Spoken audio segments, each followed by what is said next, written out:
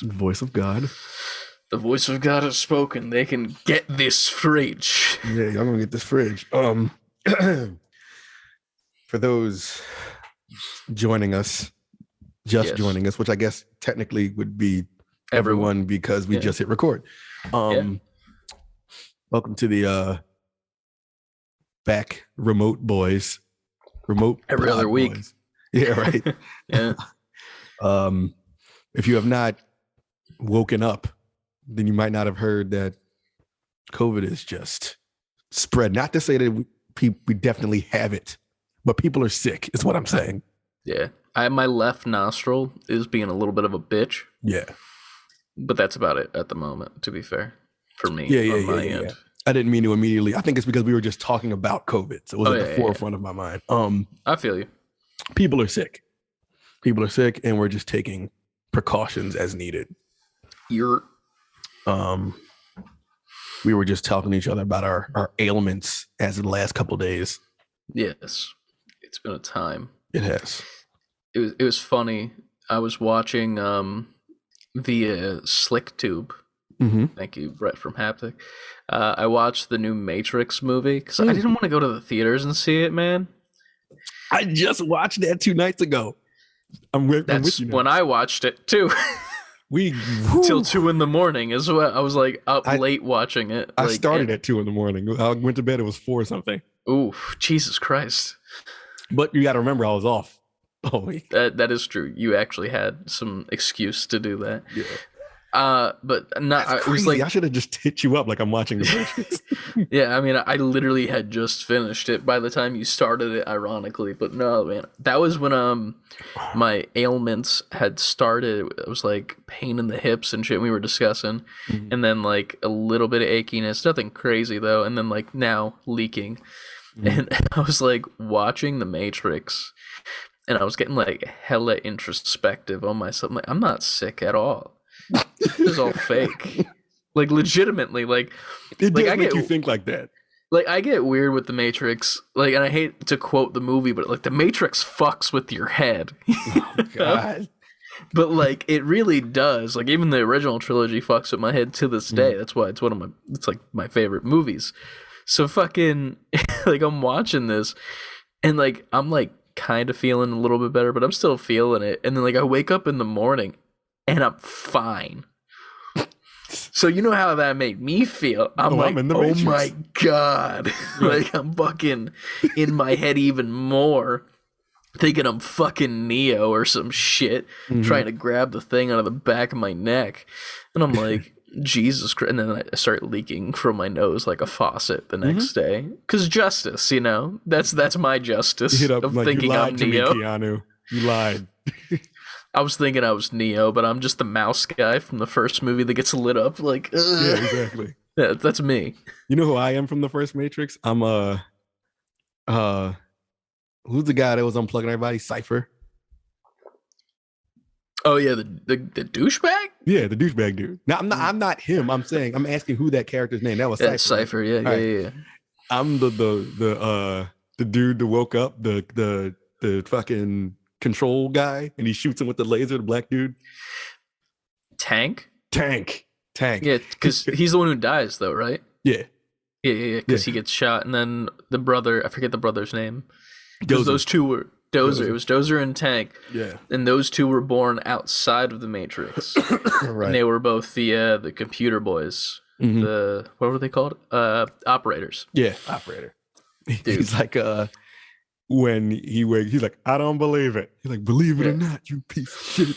And he shoots him with the thing. I've seen that movie more times than I can count. Yeah. Remember that when that guy was in fucking Daredevil? The Ben Affleck one? Oh, yeah, he was in that. Yeah, he was just like a really shitty asshole reporter. He was like, imagine J. Jonah Jameson if he was quiet. Like he would not be J. Jonah Jameson. Yeah, he was just like, he had the same attitude and like the same like, I'm gonna be a dick and like expose this Daredevil person, but I'm gonna do it with my quiet little mouse voice, you know, because like I want to eat the steak and I want to be rich, famous, and then that noise that was. I know this isn't real. I know the Matrix is telling me that it's juicy and tender. Yeah. We But I should don't just care. do a rewatch of The Matrix live on Twitch, even though we can't. I know we can't pull that off. I was gonna bring this up, unironically. There's a channel that kind of does that sort of thing. They go by the name of Dynamic Banter. I'm a very big fan of their podcast. It's Mike Falzone and Steve Zaragoza, and they do these things where they pretty much are in VR together. They used to do it just audio based, but now it's VR. And they'll sit at home and they'll watch a movie at the same time and just do commentary, making fun of it. And I feel like that'd be a cool thing to do with like video game movies. And then dogs barking in the background because obviously we want to join too. Fuck yeah. But I think that'd be kind of funny. Like, I don't know if VR necessarily, like, we could honestly just do it audio to start as well. And then if somewhere down the line, someone else decides to get a VR headset, maybe. I got a birthday. I mean, we all do. Listen, I got a birthday, man. But, like, you know, if something happens, then that would be kind of cool because we could figure out that thing and just do, like, VR. And, like, here's the thing. All the video would be is just the length of the movie. It'd be another podcast pretty much, and then like I'd put like different clips of the movie in, you know, and then not the whole movie pretty much, and people would just watch the movie alongside with us.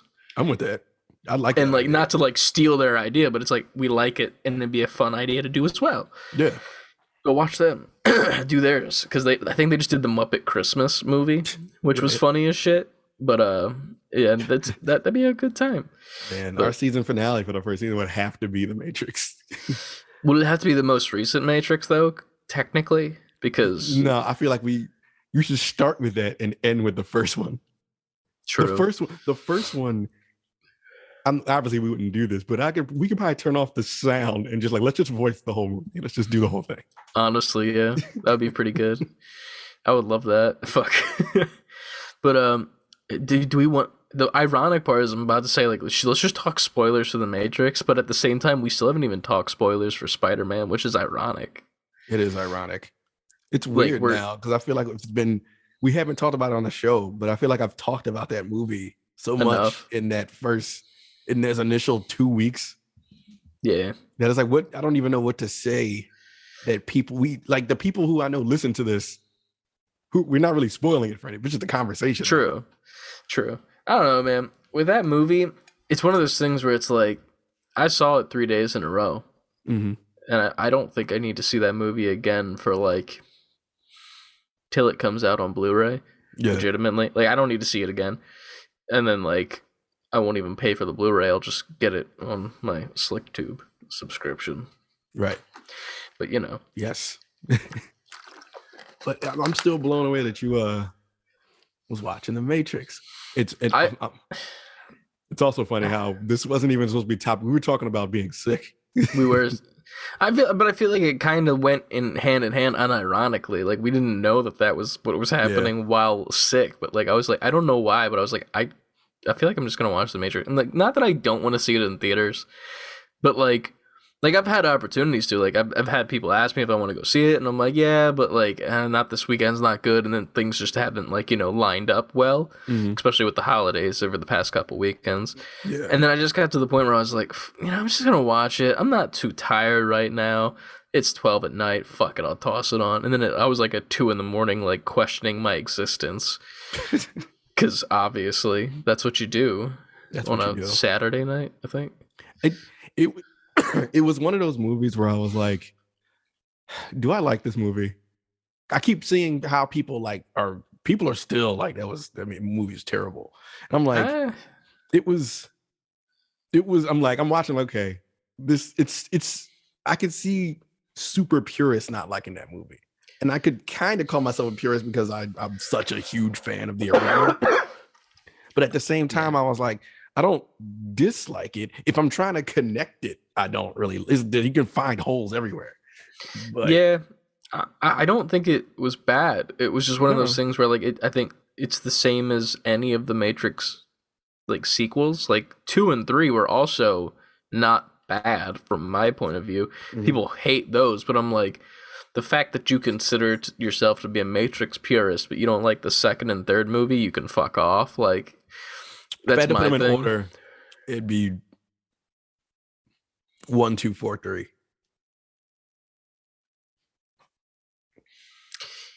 Yeah, I feel like that's fair. I feel like 2 and 4 are maybe flip floppy. Like they're close contention for me. Like Yeah. either or could take the second spot. Like I'm not mad at being like, oh no, number 4 was second best. Like I'm not mad at it, but I'm also not happy with it either. Right. So I don't know.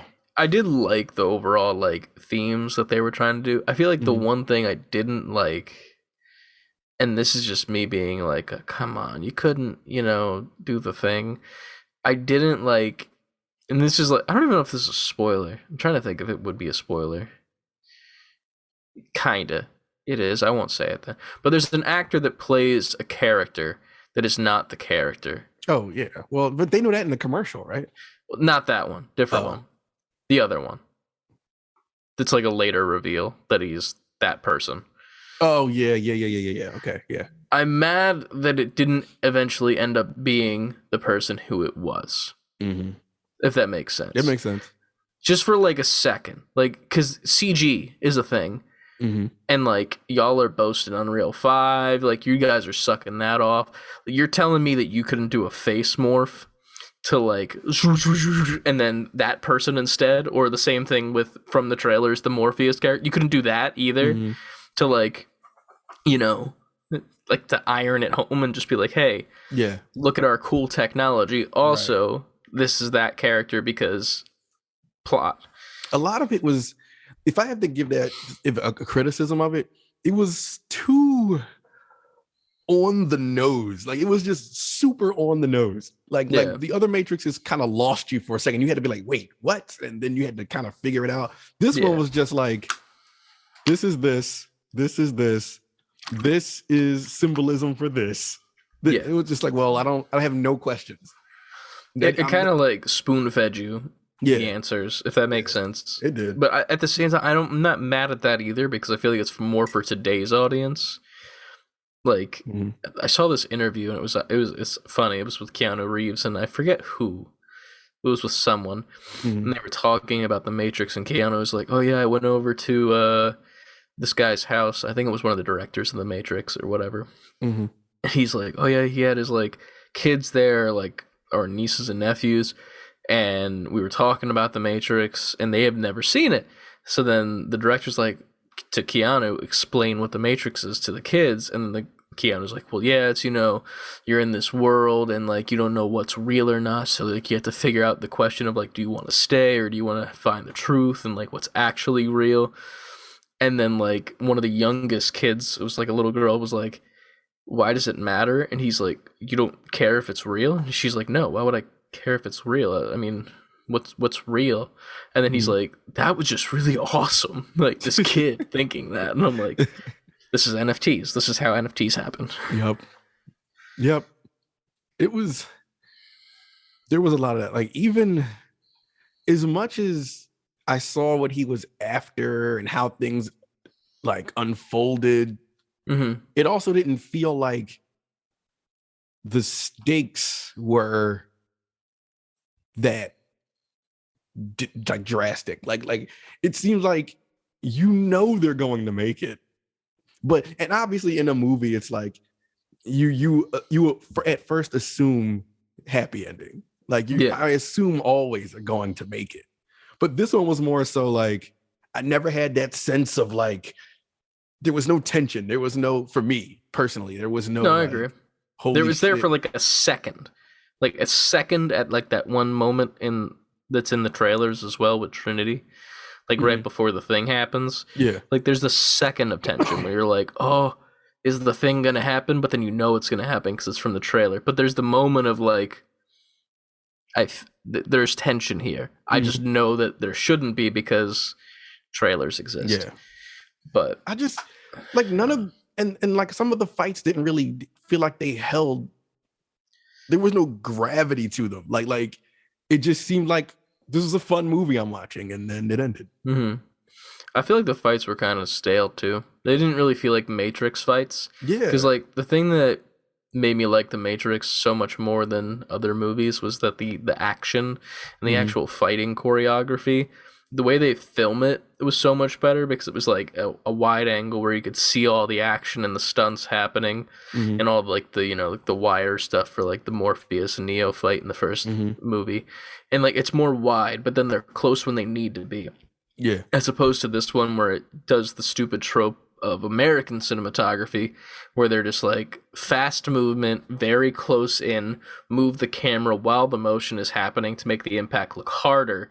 And like it works for action movies, but like this is the Matrix, so in my mind like the train scene was very jarring to me as being a Matrix movie. Like that's where I was like, this feels like a Liam Neeson movie more than it does anything with the Matrix. Like it was disconnected to me. I was like, this is not a Matrix movie. But then they get back to it with like later fights and whatnot, and it's just one of those things where it's like they're kind of teetering on like original, like I don't know what the word is, original feel, and then they're like, but also we need to satisfy today's audience and American culture, and then like that slightly outweighed the originality, which is sad, but it's not bad. No, it wasn't. It definitely wasn't bad, and I feel like I don't know. Like, remember the moment in the first Matrix where they're trying to free Morpheus while they're in the Matrix, and he's in that chair and he has all the things stuck to his head. Oh yeah, and he's like stuck in the chair and he's like exactly. But he finally wills him to get up. It's like, get up, Morpheus, and he starts to run out the tries to jump out the glass window, and they shoot him in the leg, so he stumbles. And so Neo has to jump out and catch him. Like, there was no moment in this Matrix that had me like, oh shit, like what, like, and in that moment, even though Neo jumps, like you don't know what he's gonna do after he catches it. Like you don't know where that's gonna go. I agree. It was a variable thrown in there that is like, oh shit, I didn't see him getting shot in the foot. I didn't see that coming. Yeah. And I didn't see them having to pivot. Like there's some moments where they tried to bring that back, like you said, the original feel. But I don't know. Because even the end was like, I guess the movie could have used an extra scene or something, like a credit scene or something. I actually thought there was a post-credit scene because of how it ended, and I actually scrubbed to the very end instead of letting it start to play the next shit that I had queued up. And I was like, that's it? Like, but exactly. But I'm not mad, like, at the same time, because, like, I guess, that is it, in theory. It's, like, sure. Like, with the world that they've built, and, like, I it's interesting, and I like it. Like, the world building they did in this, I've liked more than the world building in 2 and 3. Like, I like this new world from what, in the aftermath of what happens at the end of 3. If you haven't seen that, Jesus Christ. Yeah. In that aftermath, I like to see that effect, and I think that was really cool to see, like, this is what the world is now, or the world. And then, I don't know, it wasn't bad. That's all I could say. I feel like that's the best review to say. It's like, it wasn't bad, but at the same time, I can't say it was good. I can't say the acting was phenomenal. Like, even, like, Neil Patrick Harris, I didn't like his character. Like, I love Neil Patrick Harris, but, like, it's weird to me, man. Like, I can only ever see him as... to me. Yeah, like... It's like, because it was almost like, who are you? Like, what, why are you, like... Yeah. What's the point of your character? Minor spoiler for the next 5 seconds. He's pretty much like the new guy in the chair from The Room, but like a program, if that makes sense. Because at first, he was coming off like he was, like, Smith-ish before the big reveal. It was just like, so is he him? Like, who the fuck is this? Yeah. It was weird for sure. I feel like that there was a lot of twists that weren't really twists. Like, they tried to make them twists, but they weren't. And then I didn't really understand the motivations of certain characters, but at the same time, it's like it's the Matrix 2 and 3. You're there for a good time, not a mind-blowing one, you know? Yeah. But either way, great addition to the franchise, I'd say. Like, you know, it's a good way to cap it off. Like, they're not making it Matrix 5. They better not. They can't. Like, there's nowhere to go. I hope they don't try to find one. That's all I'm saying. Like, in theory, could, but also why? You know, like, it doesn't, there's no reason. But, I don't know. Who am I? I'm not a guy who signs checks for actors to play parts in movies. Yet. I don't think I'll ever be that guy. Okay. the guy that just signs the check like, yes, you're in this movie. This is one of those 5 years later. Yeah, right. That's I'm on the set of Matrix 5. I'm got people coming in. Jesus Christ. I hope they don't do a 5, man. I hope they don't. Nah, it's unnecessary. They don't need to do a 5. You know what? Fuck it. We're talking Spider-Man spoilers now. Because it's been long enough. If you haven't seen Spider-Man, fuck you. Jesus Christ. What's wrong with Jesus Christ. What is wrong with you? No, it's fine. It's been 4 weeks. It's safe enough. And even if we did spoil it for you, you've been spoiled yourself because it's all over the internet. Everything that's worth being spoiled. You can't even avoid it now. 100%. Here's the thing. We're going to talk about this. So, movie is great. Obviously. Andrew Garfield and Tobey Maguire. I watched a video about what their future looks like after this movie and how they could have had post-credit scenes themselves instead of the whole Doctor Strange trailer, which after seeing it 3 times, I'm starting to not like that as being the post-credit scene. Like the first time I was like, oh, this is cool. We haven't had this in a while where they show us a full trailer. But now, not a fan. It was a lazy route when you could have just done a better post-credit scene.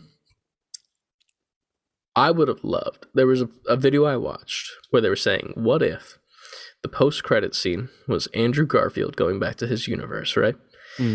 So we already kind of know that there's leaks and rumors that there are talks of having Andrew Garfield being the Sony Spider-Man and then having Tom stay with Disney and being theirs. What if when he went back to his universe, after we know that he's probably killed a man, after his line of like, I stopped pulling my punches, like he legitimately probably punched someone so hard in the jaw that their head spun like a owl. So in theory, that means that Spider-Man's kind of a criminal in his universe because he's killed in theory, right? Yeah, I mean, Morbius trailer tells you that, right? Exactly. Yes. Now, sorry, did I? It says murder on the wall. Yeah, well, it says that's actually a good point. Yeah. On that spray painted wall of the Insomniac Spider-Man that they stole from the game. They'll never know. It was the Sam Raimi suit, but I digress. Fucking, it says murderer over top of it, so could be Andrew Garfield Spider-Man. Another movie that was just announced to be in the Sony lineup for the Spider-Man universe from their shit is Kraven the Hunter, with Aaron Taylor Johnson. I think it is. The guy who played Quicksilver. Or Kick-Ass. Yeah, that guy. So, like, how dope would it have been, right? Movie ends, Spider-Man No Way Home, they go back to the universe, right? And this is, I'm taking this from a video I saw, but I just want to bring it up because how dope it is. He comes in, and then he gets knocked on his ass. Like, fucking taken down, put up in a trap or some shit. And then Kraven the Hunter is there. He's like, you should never come back. And then that's when it cuts. Kraven will return. And then we go over to the Sony universe. We get Kraven the Hunter, where we get the last hunt, and he's hunting down Andrew Garfield's Spider-Man. Then we can integrate Eddie and Venom with this Spider-Man with the spider suit. And then we get Kraven, Morbius. The only thing that doesn't make sense is why Vulture is in Morbius. That's the only thing that still doesn't make sense. I'm like, dude, y'all just really like Vulture, or this actor anyway. They just like, let's just pay Michael Keaton to be in everything. He's going to be in that. He's going to be in the next Batman. Or not Batman. He's in the Flash movie. Yeah. But like, that would have been so dope if they just fucking ended it with Andrew Garfield getting pinned to the ground by Kraven the Hunter. He is the Sony Spider-Man. And then you have the fucking Disney Marvel Spider-Man in the MCU with Tom. And then you also have Miles Morales in the Spider-Verse. You got the animated shit. And then, no offense, but get rid of Toby. I'm sorry. He's done. He doesn't want to do it anymore. Toby's coming back. He doesn't want to, though. He doesn't want to. You can tell by how interviews. He mailed it in on No Way Home. Dude, he fucking phoned it in, 1. And then 2, like, he just doesn't want to be a part of Spider-Man anymore. He's done with it. He's one of the only actors that's, like, not a fan of the fact that he was Spider-Man, it seems. Like, he was like, yes, I was Spider-Man. Get over it. Like, that's his attitude, as opposed to Andrew, who was like, I loved being Spider-Man. It was great. I'm going to do these other roles and stuff, too, but Spider-Man was such a great role for me. Fucking any interview with Tobey Maguire, when they bring up Spider-Man, he's like, he just doesn't look like he wants to talk about it. He's like, fucking shut up. Right. But here we are. I don't know. Just give me Andrew Garfield Spider-Man more, because it was the best part of that movie, and I will stand by that forever. Well, yeah, he was the best part of that movie. Yeah. Well, yeah, they pretty much, like you said, in talks, but there's so many ways. The internet has pretty much outlined every which way it makes sense for him to come back. Oh yeah. Even down to Spider-Gwen, like every which way.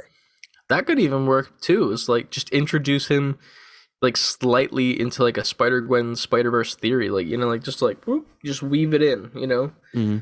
I already imagine Peter B. Parker as Andrew Garfield in my eyes, like from the Spider-Verse. Kind of that guy. Yeah. And that's how I saw like Toby as the regular Peter that dies, and then Peter B. Parker as Andrew, because like they just felt right, like lined up well. And I was like, but now they all exist because Spider-Verse. Yeah. I felt like I was in the minority with this, but when Tobey Maguire's Spider-Man got stabbed in No Way Home, I was like I would not have been mad if his Spider-Man died right there. I thought that would have added even more like depth to that scene. Not to say that I'm not sitting here saying I want him gone, but I don't think it would have hurt anything, especially given the fact that what you're telling me is he doesn't want to be in anyway. That would have been a nice honorable. He went out to help helping Tom Holland Spider-Man. I agree. Got stabbed, and then that gives them even more to fight for later. Yeah, let him fucking die, yo. Let him either that or like, I don't know, do something different with him. Like, I don't know, make him like the MCU's Madam Web or some shit. You know, shit. Like just put him like, instead of having Goblin stab him in a random spot, have him get stabbed like right on like that like bone in your spine that makes you like paralyzed from the legs down. Do that right there. Then he's not able to walk anymore. He's still Spider-Man, but he has no use of his legs. He's stuck in the chair. He is like the Madam Web looking out into the universe of Spider-Man and like helping them in the chair. Make him the guy in the chair instead of Ned. True. That would be. But at the same time, I want Madam Web. No offense. Like, we need more Madam. We need more women characters that are dope in general. Madam Web is dope because she just like talks down to Spider-Man like, you're a fucking idiot. Like, why the fuck are the spider gods chosen you? Like, for Christ's sake. But here we are. I don't know, man. I mean, the other rumor I keep hearing is all three of them are coming back for was it Secret Wars? So like, I mean, in theory, Secret Wars is where Peter from MCU, Ham Talon, he's gonna get his symbiote suit because that's where it was introduced in the comics. Because like, I feel like that makes the most sense. You know, that wouldn't be in Spider-Man 4. I don't think so. No, because that it's introduced in Secret Wars, like the suit. Like it could be introduced there, and like it's pretty much slow down the plot of Spider-Man 3, where it's like the suit is a sentient, but like he doesn't know that for the whole entire movie is Secret Wars. And then Spider-Man 4 with Tom Holland, this works out great. Is where you introduce the Fantastic Four in the MCU, because he has to go to Reed Richards to get the suit off, which is actually an alien. Spider-Man 4, Fantastic Four. I see what you're doing here. I like your little putting it all together dance you're doing right now. That's a thing. In side note, in AEW, there's a tag team that I love called the Acclaimed, in which one of them, his name is Max Caster. He comes out every week doing a diss track to the people he's fighting, and just raps like a diss track. No big deal. And his partner, Anthony Bowens, just like at the end, he's like, it's this hype man holding the boombox and shit as they're walking down. And then they goes, they're called the Acclaim. So he puts his hand out like this. They're called the Acclaim. And then Max, after he's done rapping, goes like this. And they scissor each other. And that's what they call it. So like they'll be at like signings and shit. And they'll be like, he'll like walk up to him and be like, yo, scissor me, man. And like do that for pictures and shit. That's AEW. beautiful. I'm going on Wednesday. Again. You are? Oh, nice. Yeah, I didn't know this. Fucking on, I think it was Friday, Brett's like, oh, by the way, guys, our show that we paid for like a month ago in New Jersey is next week. And I'm like, that would have been nice if you fucking told us, because now I have to request off, drive to New Jersey by myself, get there, and then on Thursday I'm going to be dead because fuck me. But you also wrestling. What time you got to be there? I think the show starts at 8 technically, but I'm gonna meet up with them around 4. I got a half day. I'm gonna go into work, act like I'm working for 4 hours. Dipski. Go meet up with the boys. On Thursday? I did request off. I don't know if it's approved yet. We'll see on the day that this podcast comes out, audio wise, whether or not I'm home editing the video version. Whether or not the stars aligned for you. Hopefully, because if not, boy, oh boy, am I doing nothing on Thursday. I'm not doing shit. Lucas is going to have to come in my cubicle and scrape my ass off the fucking floor because I'm bringing a pillow. It's the right thing to do. Your priorities are in order. Oh, 100%. That's justice right there. That's what this podcast episode is. That's justice. Yes. No one really knows what the justice is. Until it comes a knocking. There you go. Hey. How long is this even an intro? I'm about to just like... It's 30 minutes long, man. Just about to just transition into the show. I mean, technically, we could right now.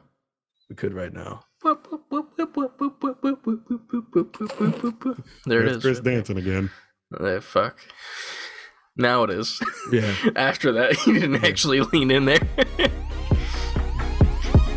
Music? Yeah.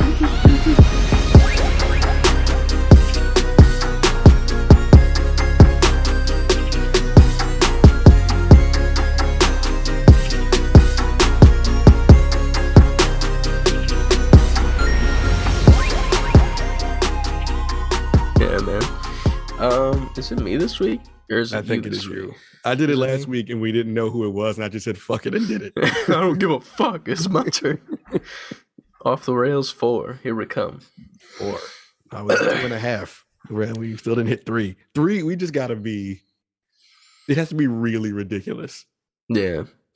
As of that point, we just both need to take like edibles or some shit. Yeah. And just like watch a video game like full campaign or some shit. And that's the show. We don't talk about news. Yeah. Questions. That'd be a fun series. It's just like us playing like you just play Super Mario RPG and we're just both drunk off our asses and don't know what the fuck's happening. Yep. And we're just not even talking about the game. Game grumps. Here we are. Yeah, right. That's what it becomes. Which I'm not. I'm not mad either. Yeah. But level up, gamers, and welcome back to yet another episode of the Save Before Quitting podcast, episode level number 64. SBQ 464. 4G4. SB4Q4 G464. It works. 7 years ago. Go on. Do the intro. Finish the thing. My name is Chris, and I am joined by my co-host. I am Ant64. Ant64. And you can follow us at Save the Letter Be the Number 4 Quitting everywhere on TikTok, Instagram, Twitch. Did I mess it up? TikTok, yep. Instagram, Twitch, Instagram, TikTok, Twitch. No, Twitter, Twitch twice. Twitch. Whoa, you're short. Twitch. Instagram, TikTok, today, Junior. Twitch, and YouTube. Titty with a lot of T's. That's more titty for the Titty Junior. There you go. And you can also go to our website, savebeforequitting.com, where you can find out where we have our Twitch streams on the main page, or you can even check out some of our merch that we have. Neither of us, I don't think, are wearing any, but they're really neat. You could go check it out on our website if you go to the link, savebeforequittingfullyspelledout.com. You can also email us, savebeforequittingfullyspelledout@gmail.com, with your comments, concerns, questions, insults, theories on the Spider-Man universe, or your compliments, thoughts on the Matrix, or names you want to call us, which I guess are also insults. True. pet names you want to call No, us? thanks. I'm good with that one. We don't need to do that one. Chris requires pet names. I really don't. And nope. etc. And we're moving forward. You could also join up on our Discord, which is in the link of all of our social media bios. You just click on that, read the Do Not Be a Dick section of the Discord, and then practice that by not being a dick and join in the conversation. Check out the game recommendations channel, recently added.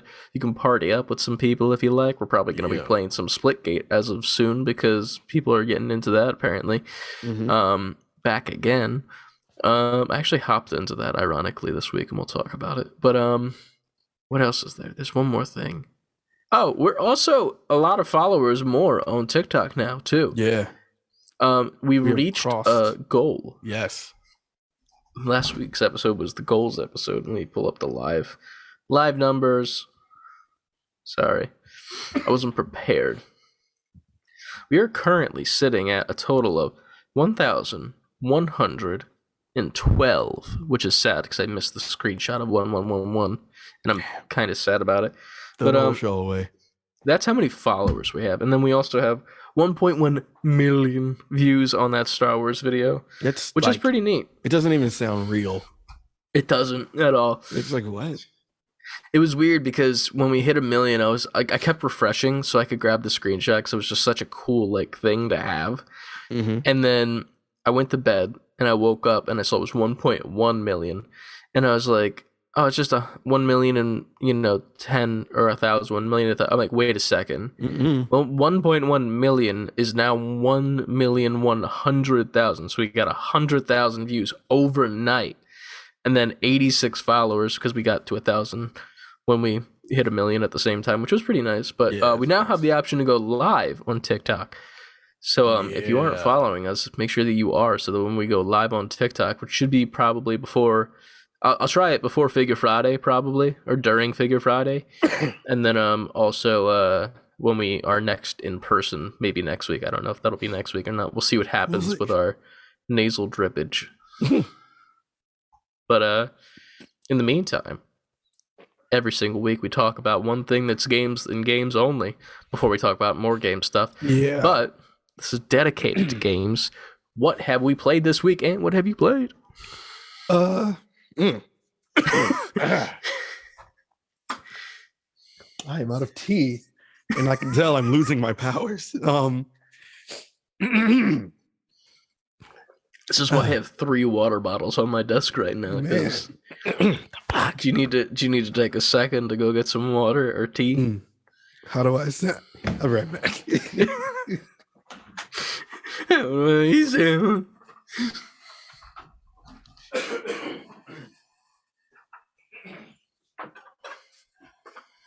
That was funny. Check. Normal voice. Lozenger. Yeah, is that how you say it? Is that lozenge.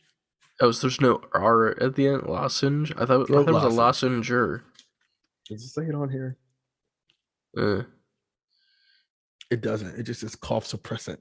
Oral aesthetic drops. Aesthetic. Fancy. Right. You get them from Abercrombie and Fitch. I got them from Giant, ladies and gentlemen. Giant. That is an aesthetic.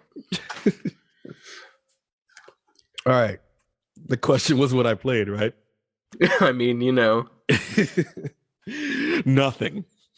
After all that. Oh, really? Shit. Not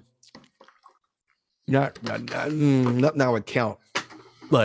Trenton been playing a whole bunch of Humans Fall Flat, Gang Beasts, and he'd be like, play with me. And I just been grabbing the second controller and having nonsense fights with him on those games. Those are fun games. I haven't really played anything for me. I haven't sat and played something because we all talked about Halo. I know, but I planned to, and then I got rocked with whatever flu this is, and then I felt so the body aches were to the point where I was just I don't want a TV in my face. I don't want a bright screen. I didn't want to turn the brightness down, man. That's what the brightness settings are for. I didn't want to. I wanted to be in a ball and like not focus on stuff. I just wanted to be Sonic. Yeah, I wanted to be Samus, where she turns into the little balls and rolls around. That's what I wanted to be. Except for minus the rolling around part. Yeah, I wanted just stationary ball. Stationary ball man. That's my video game starring me. SBM, stationary ball man. It's like those video games where it's like you move and you lose or some shit, and like you just leave your controller and that's it. That's the game, right? And if you move, that's it. That's the game. That's your whole game. Thing. Yeah. But that was kind of me since the last week record. Well, that was Wednesday. So since Wednesday, I haven't really played today. Damn, man.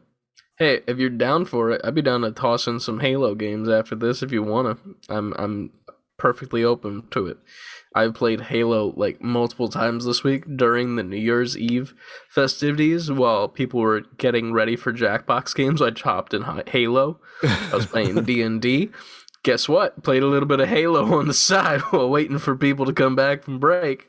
Hey, get those matches in, you know. Shoot, that's what I was doing. I remember, while I was feeling like that, I jumped in on you guys playing Jackbox that one night while I was eating saltines, not thinking anyone could hear me for some reason. I don't know why I thought that. Which was very funny because that was one of the previous games we had played. Was like it was like the rate. There's like 8 options. You have to rate them or whatever, and like you vote on what it, and then your team has to decide. It's like, what is the worst thing to bring to a party? And like, you know, there's like flavorless LaCroix and like a bunch of other shit, and one of them was saltine crackers. So I brought saltines to the party. You brought saltines to the party, and like everyone was like, see, someone does like saltines, because all the options were very much like, it was like vegan ranch, like everyone knows one person that's probably vegan, like it's not a big deal. And then I forget what the other ones were, but it was like some not that bad shit, like unsalted pretzels were probably the worst ones. That's yeah, but everything else was just like seltzer water and like the fuck, bro. Like these are fine. There's nothing wrong with this shit, and then you just come and munching the saltines like it is. That was funny, and it was more so funny because for some reason I thought I could join. I'm not on Discord, and I'm not joining a whole bunch of parties on Discord unless it's me and you. Yeah, doing something. So I'm thinking I could join y'all's thing. Not sight unseen, like you see my name, but I'm thinking like it wouldn't be a big reveal. So I came in and immediately, who said it? It was John. Yeah. He was like, is Ant here? Ant's playing. I was like, shit. And then I'm just like eating saltines. I'm like, yup, here. Yeah, man. Whenever you join and it goes in the middle of the chat, so no matter what the fuck is happening, everyone can hear that more than anything else. So you made an entrance even though you didn't want to. I was sick during that, and I was sick when you hit me up about the VR. I'm not to take away what you've been playing, but you just started doing that, and I was like I was just in my bed like looking at the ceiling. I just held my phone right here. That's why I was like, I apologize. I just needed to see if it was working. I was like, Hannah, did you just see if this was working real quick? And you're just like, please, I'm dying. No. I wasn't doing anything but laying there. So then that's why I was like, how come you can't hear me? I was like, it's on a speaker. It was over here. That's why I was like, I took it off the speaker and I just held it here again. I was like, you're like, what did you do? I'm like, I took it off the speaker. It was funny because like it sounded like you were like 3 miles away, and then like immediately when you disconnected it, you were just there. I was like, oh, there you are. I was legitimately thought that you got onto your computer. Like I was like, oh, you didn't have to do all that. And you're like, no, it was just disconnected from the speaker. And I'm like, okay, this will be quick. And then people joined, and then it was not quick. Then it became a thing. It was merely a test, which I probably should have done in this Discord that we're in currently, in theory. But I was just like, fuck it, NGP won. And I was just there already because I was looking at, I think someone else had posted something. So I was like, oh yeah, like I'll just do it in this one because no big deal. And then like I got you to hop on for just a second to see if it was working. And then like, quite frankly, hops in and then so fucking CLD. I'm like, fuck, now I got to perform. And then I punched my I like destroyed my microphone. I actually fixed it, but like I like bashed it with the bottom of my fist because I'll get it. I guess I'll talk. I've been playing VR. I got this game. You might as well go into yours now. Yeah, I got this game called Blade and Sorcery, which is pretty much just down. Sorry, I'm sure that people can hear him tip tip tip like tapping. I actually couldn't, to be fair. That shit is loud and clear in my headphones. You got a good mic, man. It doesn't come through for me, but fucking, it's literally just like a beat 'em up. Like you just pick your weapon and then choose how many enemies you want to spawn. Like I definitely have just stuck with the training one because when it's more than one person, for me, it's just a little bit much. Like in general, like there's one option where it's like 3 people at one time and like they just crowd you. I'm like, this isn't fun. Like this is there's another game that's kind of like it called Gorn, but it's more cartoony. And at least with that one, like they crowd you, but they come at you one at a time. Right. And because like it's programmed that way, as opposed to this one where it's like they're just constantly coming and like I'm constantly taking damage and like I'm leaving the damage on because I'm not, I'm not trying or anything. Right. But fucking, I'm just like, come on, man, this is dumb. But it's a good time. It's just, slicing people with swords or shooting a bow and arrow or using. It was entertaining to watch. It was very therapeutic, to be honest, as well. Like, not to be that guy where it's like killing people is fun, but noticed as you sliced off people's limbs. Well, it was funny because I can't slice people's limbs when I'm in the fight for some reason. Like, I'm not good at that accuracy because like people are actually blocking, I guess. But once I killed them and the round is over, and the bodies are just on the ground, and I can just be like, ha! And just like look like, a Burger King toy that's one job is to slice up and down. Right. Yes, I can slice the head off of the character, but it's just like it's a fun time. I don't know how to. It's fun because it's goofy. Yeah. I kind of want to get the Gorn one because it's like a little bit goofier. Because that one, it's like they all look like insanely weird in the face, and then the weapons they're a little bit more like rubbery, but still like blades, if that makes sense. Like they have one where it's like a spear and like it's just like it looks like a rubber pencil, like legitimately, and like you can just wave it around and it's like like flopping around and shit, like a wacky waving inflatable tube man. And for that, and the one in Gorn, it's different because you hold it with 2 hands and your whichever hand is your farther one, it's like a tube on top of the spear, so you can like stabby motion, so you keep one hand stable and then the tube, like, stays on it. In this game, you have to hold it with your middle finger, so you're holding it like that. And then if you want to do that, you can hold the trigger, and you can slide your hand. So I can use this hand to be stable, with not holding the trigger. And then this one, I can hold it down, and then I'm slidey, so then I can keep this stable. So that holds it stable while I'm stabby. And it's interesting, and it's cool. Slidey and then you can like... Stabby. When you get stabby, stab. But the magic is cool too. There's fireballs, and like you have fireballs, electricity, and gravity, and you could use the electricity and fire on your weapons. So like you can hold your sword and then fireball on top of it and like make it, I guess, elemental. Stronger. Yeah, and like slice people's limbs off with it, and it cauterizes the wounds so it doesn't bleed, which is pretty neat. But that's been fun. I tried it, not in the sense of like fully endeavoring, if this makes sense. I tried out VR adult videos. Yeah, now we get not a fan, man. It's weird. It's weird. Yeah, like I literally just like put on a video to watch. Like it wasn't even one of those moments where I'm like, I'm doing the thing. Yeah, I was literally just like, okay, let's fucking see what this is about. And I was like sitting there, I'm like, okay, I could see why, this is a thing. And then like the video that I was watching was like two women on, Lejeune, and one of them just gets all up in my ear. And it's weird because with the VR headset, the headband, like right here, there's headphones that are built in. So like it almost you ever seen bone phones before, where it's like it goes on your temples and then like it does like vibrations through your bone and you hear it through your bones.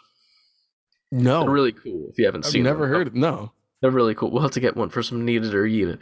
But right. they go in like your temples and then like they use your bones reverberations and whatnot to allow you to hear the music without hearing it through your ears. Okay. It actually helps like deaf people. Like deaf people can hear music through it and whatnot.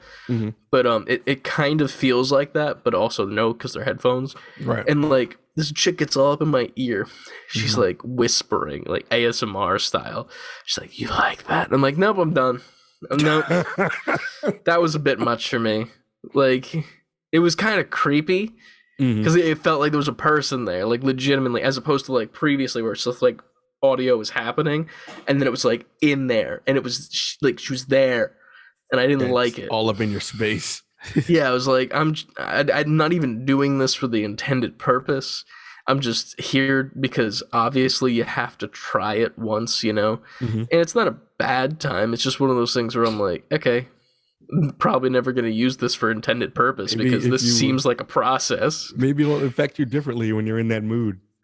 I don't know because that salami slapping mood. But here's the thing though, like you need to have multiple things going on to be able to do this, right? You need to be seated upright because you need to look down at what's happening, obviously, to see the stuff. Right.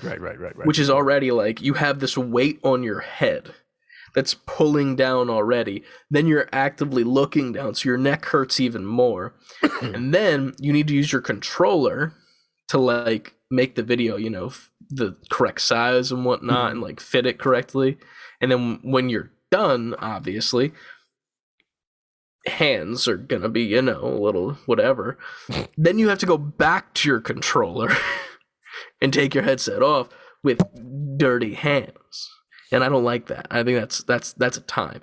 It's just a process that I'm not willing to go through. It does seem like a lot of steps for the your natural end to that situation. Exactly. Like I could legitimately just put up my phone on an incognito browser and just lay down and put it there. You know, like that's fine. Or like computer and lean back. Like there's so many options that are not necessarily easier, but just make more sense. And I'm like, this is a time. One thing that I do want to try though, which I think would be funny for the channel maybe, is some VR porn games, because those exist. All right, let's do it. Because here's the thing, the videos on YouTube would be hella blurred because you can't see that shit on YouTube. So I'd have to do a lot of video editing. But in theory, if we get a Patreon, we could upload the uncensored videos to the Patreon. You might have just unlocked what our Patreon is. Finally. That's A tier, just an extra video if we make adult content type shit.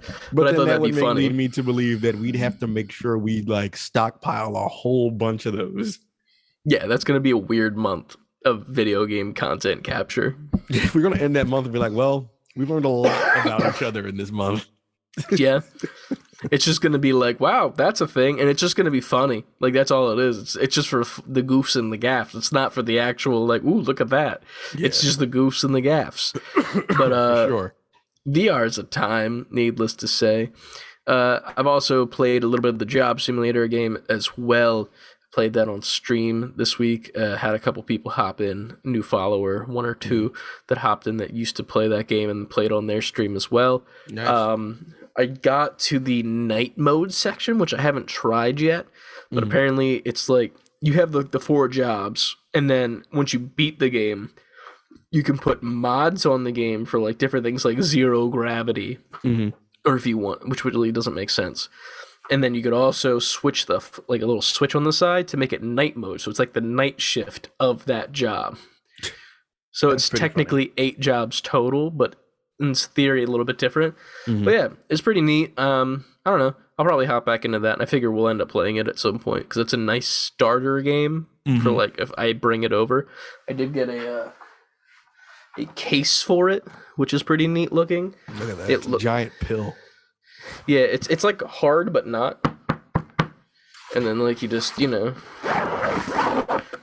and you got the stuff. Look at it in there, sleeping. Preparing everything for its fits next inside. Yeah, that's how that works. Yeah. But yeah. Sounded good when I said it. So that stays over there for now. But yeah, VR has been fun. Other than VR though, I've been playing a bit of Halo, as I've said. Because it is just a fun game for me now that I have the controller. I'm getting better at using the pistol, which I didn't like using on keyboard and mouse because like it was just annoying. Because you have to be hella accurate with it. But on controller, since you have aim assist, because controllers, the pistols are great, man. Like you can be across the map and just aim down sight, which slightly shrinks your frame of view. And then it's just like pop, pop, a couple headshots, they're dead. And I'm like, this is great. I'm John Wick in Spartan outfit. I am John Wick. You know who else was John Wick? Neo, because he's just John Wick as Neo. He is just John Wick, yeah. John Wick as Neo. Right. But Keanu Reeves as fun. John Wick as Neo in The Matrix 4. You know what I'm pissed about? They didn't put him in Fortnite. They didn't put Neo in Fortnite. I'm really surprised that we weren't correct about that. I know. It's weird, too, because they put a lot of Matrix shit in there, just not in these skins, which is really weird. It is really weird. Who am I? I don't know. Either way, I've also touched a little bit of Splitgate because, quite frankly, in the chat was talking about it on our Discord about wanting to play that. So I decided to hop back in just to test the water. That game has gotten sweaty. Oh, man. Like a little bit more sweaty than I realized. Like I hopped in like 2-3 games. Like I played one oddball, not the fun oddball with the baseball bats, but like the regular oddball. And then just a regular TDM. I forgot what the other one was. And a gun game. And here's the thing about me and gun game. It's your game. I don't lose gun game. No, you don't. I don't. But I did. Because how sweaty people are now to an insane amount where like I didn't even get to like leave where I spawned because people had set up portals in such a way where it's like they could see every single spawn and just be like bop bop bop bop and just like won the game in 2 minutes. Where I was like, this is insane. How do I even exist? And I couldn't. That was the answer. They messed up Splitgate. That was one of the games where I was like, I'm always down to play this. The one shooter that I'm like, yes, let's do this. I don't think it's messed up. I just think that there are people that are very, very good at it now because it's been out for that long. Where it's like, there's definitely, it's like how Fortnite started. Fortnite started off when it the beginning. This is an interesting concept with some new stuff. That's cool. And then people started building like crazy and it changed the game completely, made it almost not fun for regular people. And now it's like in the middle again where it's like there are those people, but sometimes you get lucky and you beat them, you know. True. So Splitgate I feel like is in that area where it's like it's kind of getting back to that because I played the TDM and that was an even fight. We still lost because there were people doing some crazy shit, but like, you know, it was still a fun time overall. Right. Dope. But yeah, I've also been playing Ghost of Tsushima a lot. Oh, yeah? I'm trying to get the platinum again because I already have the PS4 platinum. I could have popped all the trophies if I wanted to, but I didn't. I wanted to earn them again, like a gentleman. Like a gentleman does. You know, just tip of the hat. Yes. I wanted to do it again just because of how much I love that game. And I've been playing it a little bit on the side here and there, getting like 1 or 2 missions done each time. Nothing crazy. Just because like I already know what the game is and I know all the missions. So I'm like, this is just me playing leisurely. And then I was going to play the Legends multiplayer mode with Lucas the other day. But since I haven't played it on PS5 and I didn't transfer my trophies, I technically didn't play the tutorial on the PS5 version. So I couldn't do that. So then I had to play Fortnite for a little bit. So I just yesterday got the symbiote Spider-Man skin. I've reached the end of the battle pass. I've done it. You've done the thing. I've done the thing. I've gotten them all. Now there's like bonus pages so I can get the Future Foundation suit. There's a couple others. The Rock comes in like 30 days, I think, maybe. That's what she said? The Rock comes in 30 days. Takes him 30 days to work out as much as he can before he can finally bust. It was a long second that night. Those days, those nights. 30 nights. That fortnight. 2 fortnights to be exact. There you go. We're back. There was 2 fortnights before I nutted. The Rock. The Rock. 2022. But yeah, he I think you unlock him through like different challenges and shit, which is nice. So he's not like a pay to unlock character. He's more of a, here are the challenges, do them. You get all the stuff, and then you also get the unmasked head to be Dwayne The Rock Johnson, which is pretty neat. But yeah, man, I just want Gilbert Gottfried to be in the game. Here I am. I can't do a Gilbert Gottfried voice. I know his voice. I'm just not good at doing it. You can do it. You just need to commit. And committing is yelling. That's the thing with Gilbert Gottfried. True. Like, you pretty much just had it there. It's just that it wasn't it because you weren't yelling. Yeah, because I'm not telling you to yell. Don't do that. I can't do that either, to be fair. But, like, that's the thing with Gilbert Gottfried. You can't get his impression right unless you scream at the top of your lungs. Damn you, Gilbert. One day, revenge. I don't know why. One day we'll get revenge on Gilbert. Yeah. One day we'll get a cameo from Gilbert. Save before quitting. 4G4. SB4Q 4G4. If that doesn't get us on G4, then nothing will. Nothing will after that. Yeah. If we pay, well, here's the thing. Gilbert Gottfried, we were talking about it last time before we left. We were like packing up and shit. I was looking at Gilbert Gottfried for the Christmas video, which is coming eventually. It'll be late. Relax. Yeah, but we'll see you on Valentine's Day for the Christmas video. Did it come yet? Out of sheer curiosity? No. What the fuck? Oh, okay. So it's a good thing that we're digital this week then, because I was gonna say if we were physical this week, then it would have just been like, ah, shit. I'm literally about to just start from scratch and come up with another thoughtful gift idea. Hey, man, that's up to you. For context, we filmed the 3 gifts, 2 gags, and then my thoughtful one, and then Ants got lost in translation, I guess you could say. The original thoughtful gift, I couldn't get done due to the legal reasons. I know that may sound like way darker. It sounds way darker than it is. The thoughtful gift of cocaine. But it was something I couldn't get done due to rights to the subject matter. Property? To the property? Due to the rights of the subject matter. Like what it entails is something is owned by another entity, which these people didn't want to put their hands on because there wasn't permission from the original entity. Owner. Yes. Yeah. Makes sense. I've run into that issue myself a couple times. Yes. So that's what I was dealing with. I feel that.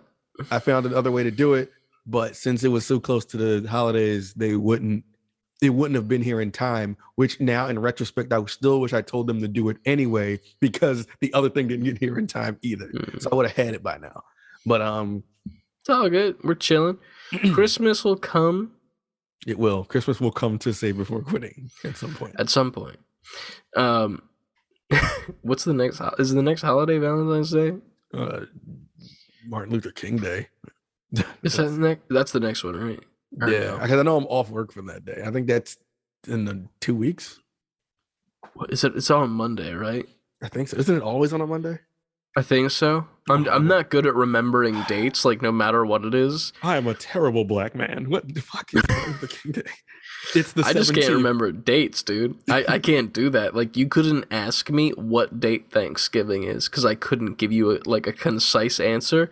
Or like if it's one of those holidays where it's not like a specific date and it's like, well, no, it's the last fucking day of that's this what Thanksgiving week. Is. It's always the 4th Thursday. That's stupid, and I hate it. That's dumb, and it makes my brain hate it. And here's the thing: you just told me that, great. Won't remember it. Won't. Brain won't. And it's not like I don't want to. It's not like I don't like. I don't know when World War II happened. Like I can't do this. It happened sometime after World War I and before exactly World War III. I can't do dates. True.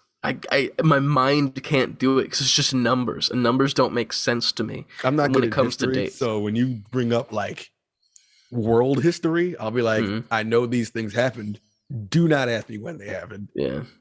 My brain always gets confused because I'm just like, okay, so this happened then. Like, this is World War One. Cool. Chronologically, that happened. So when did Cowboys happen? And then my brain is just like, done. When You did know? Cowboys happen? It's one of those things where I'm like, okay, so this is when that happened. But when did Cowboys happen? You know, Cowboys like, had to happen. they happened because there's games. But when? Wow. You know? Before games, there was like old footage and movies. And... Yeah, like that's another. But it's one of those things where my brain it can't process it because it's just like history in chronological order.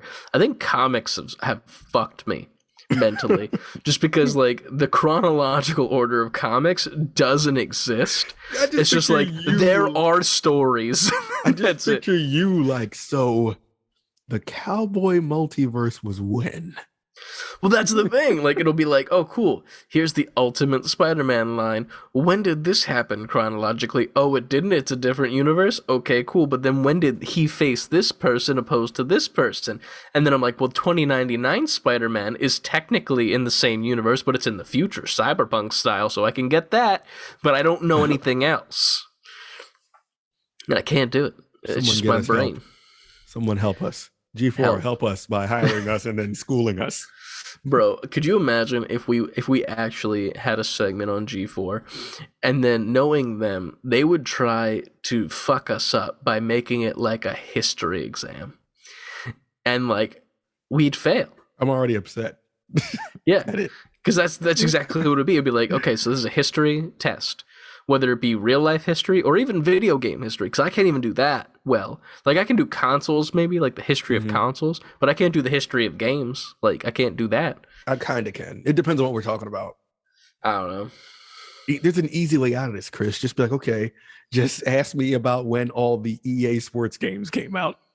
Yes, like, the answer is yes. Like Chris, no, you'll know it because they'll be like, Chris, what year did Madden 99 come out? It's 2000, right? What? Because they always came out. No. Didn't like they came out a year ahead because that's what they do right now, right? They come out or is it a year behind? Yeah, so it would be 1998 in 1999. Yes. You said 2000 first, and I was like, whoa. Yeah, you know, the year 2000.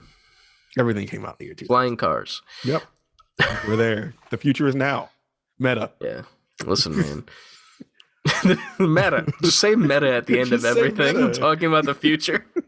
I need to try meta as like a meme because like I can. I have the thing. I have the thing sponsored by Facebook, for fuck's sake. Yeah, that was another thing. Chris Zuckerberg. I was terrified to try adult content on that because it's connected to my personal Facebook. Does it post to your Facebook? I don't think so, but I don't know as well because I don't go on Facebook. So in theory, dog. I understand that, but I don't need fucking. I know. Like my intake of anything to be on my Facebook. Not that I even know. Chris King is watching Bubble Butt Sluts 9. Like, here's the thing. Could be. Don't know. It wasn't on Meta though, to be fair. But it was like it's one of those things. It was also a fucking hassle to do because then there's some videos that work perfectly, but then there are other videos that it's like you have to change like 4 settings and then it goes like super introspective into like a singular point, like one of those 3D videos on like fucking YouTube where it's like, you know, like the Tiny World videos. Yeah. Where it's like, oh look, I'm riding my bike, and it's like it looks like a tiny little planet. That, but porn. That. And it's fucking, it makes my brain hurt because I'm in this space and everything is just going down into this direct point, which is my direct point. Got it. Oh, nice. I like what you did there with that. Hey. And it was bad and I hated it. It's not a good time. It's a hassle and I don't think it's good. I think it's stupid, in fact. Chris is watching Bubble Butt Sluts 9, and then the comment under it is you commenting like, this shit is ass, not the good ass. Like, this is ass, it sucks. This is not stupid. The good sucks. Yeah. The funny thing is, like, I would love it if it, like, posted trophies or something, you know? Like, because I think PlayStation does that for me on Facebook, where it's, like, because I just connected my shit. So, like, if I get a PlayStation trophy, it'll just be like, here, on Facebook immediately. it'd be funny if the VR headset did that, and then we did play like some porn games for the channel, and like all the achievements that you get from playing the game started posting on our Facebook. That'd be fucking hilarious. Those aren't even achievements. Anne is playing with Chris and Dynamite. To be fair, you dildos. Wouldn't be linked to it in any way. It would just be my Facebook. Like, fucking, this guy's wilding out. Look at all the achievements he got in the past hour. Holy shit, he's speedrunning this porn. Speedrunning this dirty game. But fucking, hey. What, Platinum trophy and too many dildos. Yeah. Too many dildos. That's the theme. Too many cooks. Too many dildos. It still says cooks and dildos. It's just Too Many Cooks, the porn parody. Shit. Now what are we talking about? Where do we even go from there? I don't know. There's not much news yet still. Again. I mean, there's some stuff that's going on that we don't really have many opinions on, so we don't want to like bore you guys. There is, I don't want to steal it from G4, but also like if we steal it from G4, then technically they'll like know who we are because they'll have to send us a cease and desist, and then in theory they'll see the SB4Q4G4 hashtag. In theory, once we started. Once we start the hashtag. Yeah. To be fair, I put it on a couple things so far. I put it on a couple. Just like a couple tweets, just for funsies. All right. Nothing crazy, like, oh, it's Figure Friday, SB4Q4G4, you know. Oh, wait, they can't see you because I put the wrong area up. But they have a section on G4 called Speedrunning the News because they are smart. And that's a good branding thing. Excuse me. So, let me pull up a couple things just because. Fuck it. We were talking a little bit off cam about this game that is in development from the narrative director from BioShock, from the creative lead, that guy, back in the day. He is currently working on a game, and it's reportedly in development hell, according to these ads, all these different articles that have come out. Pretty much, they're saying that he's trying to capture like the feel of the OG games, like narrative Legos. That's his like buzzword that he likes to say. Right. So this is a quote. The studio grew alongside Levine's fascination with narrative Legos, his term for a kind of procedurally generated drama produced by Middle-earth Shadow of Mordor's Nemesis system, or some recent indies games, like Dead Cells, Void Bastards, potential influences. Right. At the same time, he's also trying to pursue it in the feel of a heavily scripted, polished, big-budget 3D experience, something that's difficult to produce with a highly variable story. So he's pretty much just trying to take the best of both worlds as what it's seeming like, and it's turning it into development hell for all these people because you can't do one thing but also try to do the exact same thing from a different thing and make it cohesive. Which makes sense. To be fair, this is very early talks, and these are just like very early reports from like insider devs that are working on the game, and the hearsay of what the development's going like at the moment. So we don't really have anything, super special to talk about regarding it. It's a thing that's happening. There's the news for that. What was the other one we were talking about for a little bit? The Halo Infinite lead narrative designer left 343 Industries and joined Riot Games. So this guy, his name is Aaron Lind, I believe. Yes. He pretty much posted that he is leaving 343s and joining Riot. A tongue-in-cheek video riffing on the next episode bookends of Neon Genesis Evangelion. So he posted like a meme tweet saying next time on Aaron Lind, like him, and pretty much he's joining Riot. What I'm doing. Yep. It doesn't look like they left on like terrible terms per se. Looks like he probably just got a better position over there, but he was the narrative designer for Halo Infinite, and that campaign is getting some very good love right now. So, hell yeah. That heading over to Riot is not necessarily a bad thing, not necessarily a good thing, but good talent going to different places and cool to see. Yeah. They're making their way around the industry. There's been a lot of that, and I feel like it's going to continue to be. The people are moving around the industry a lot. People are using their experience from these probably well-known games, but it's also helping the industry because then new people get to fill those seats. Yeah. So you get new like minds wrapped around these old franchises that can potentially keep it up where it is or expand it even more so. So I'm never mad at seeing people go do a whole bunch of new shit. Oh yeah. I there's a part of me that almost wants it to be slightly like the animation industry, where it's like, or like the comic book industry slightly, where it's like no one person is like tied down to a specific place when they're just like, general workers. Like if you're leads of shit, like sure, like have your tenure and whatever and stay there for a while and then, someone else could take your shoes.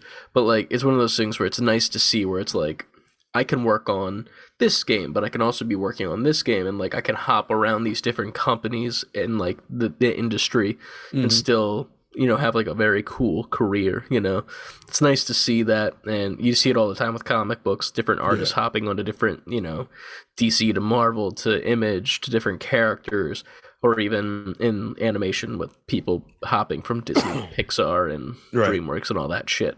So it's pretty cool to see. It's pretty much multimedia in the creative space.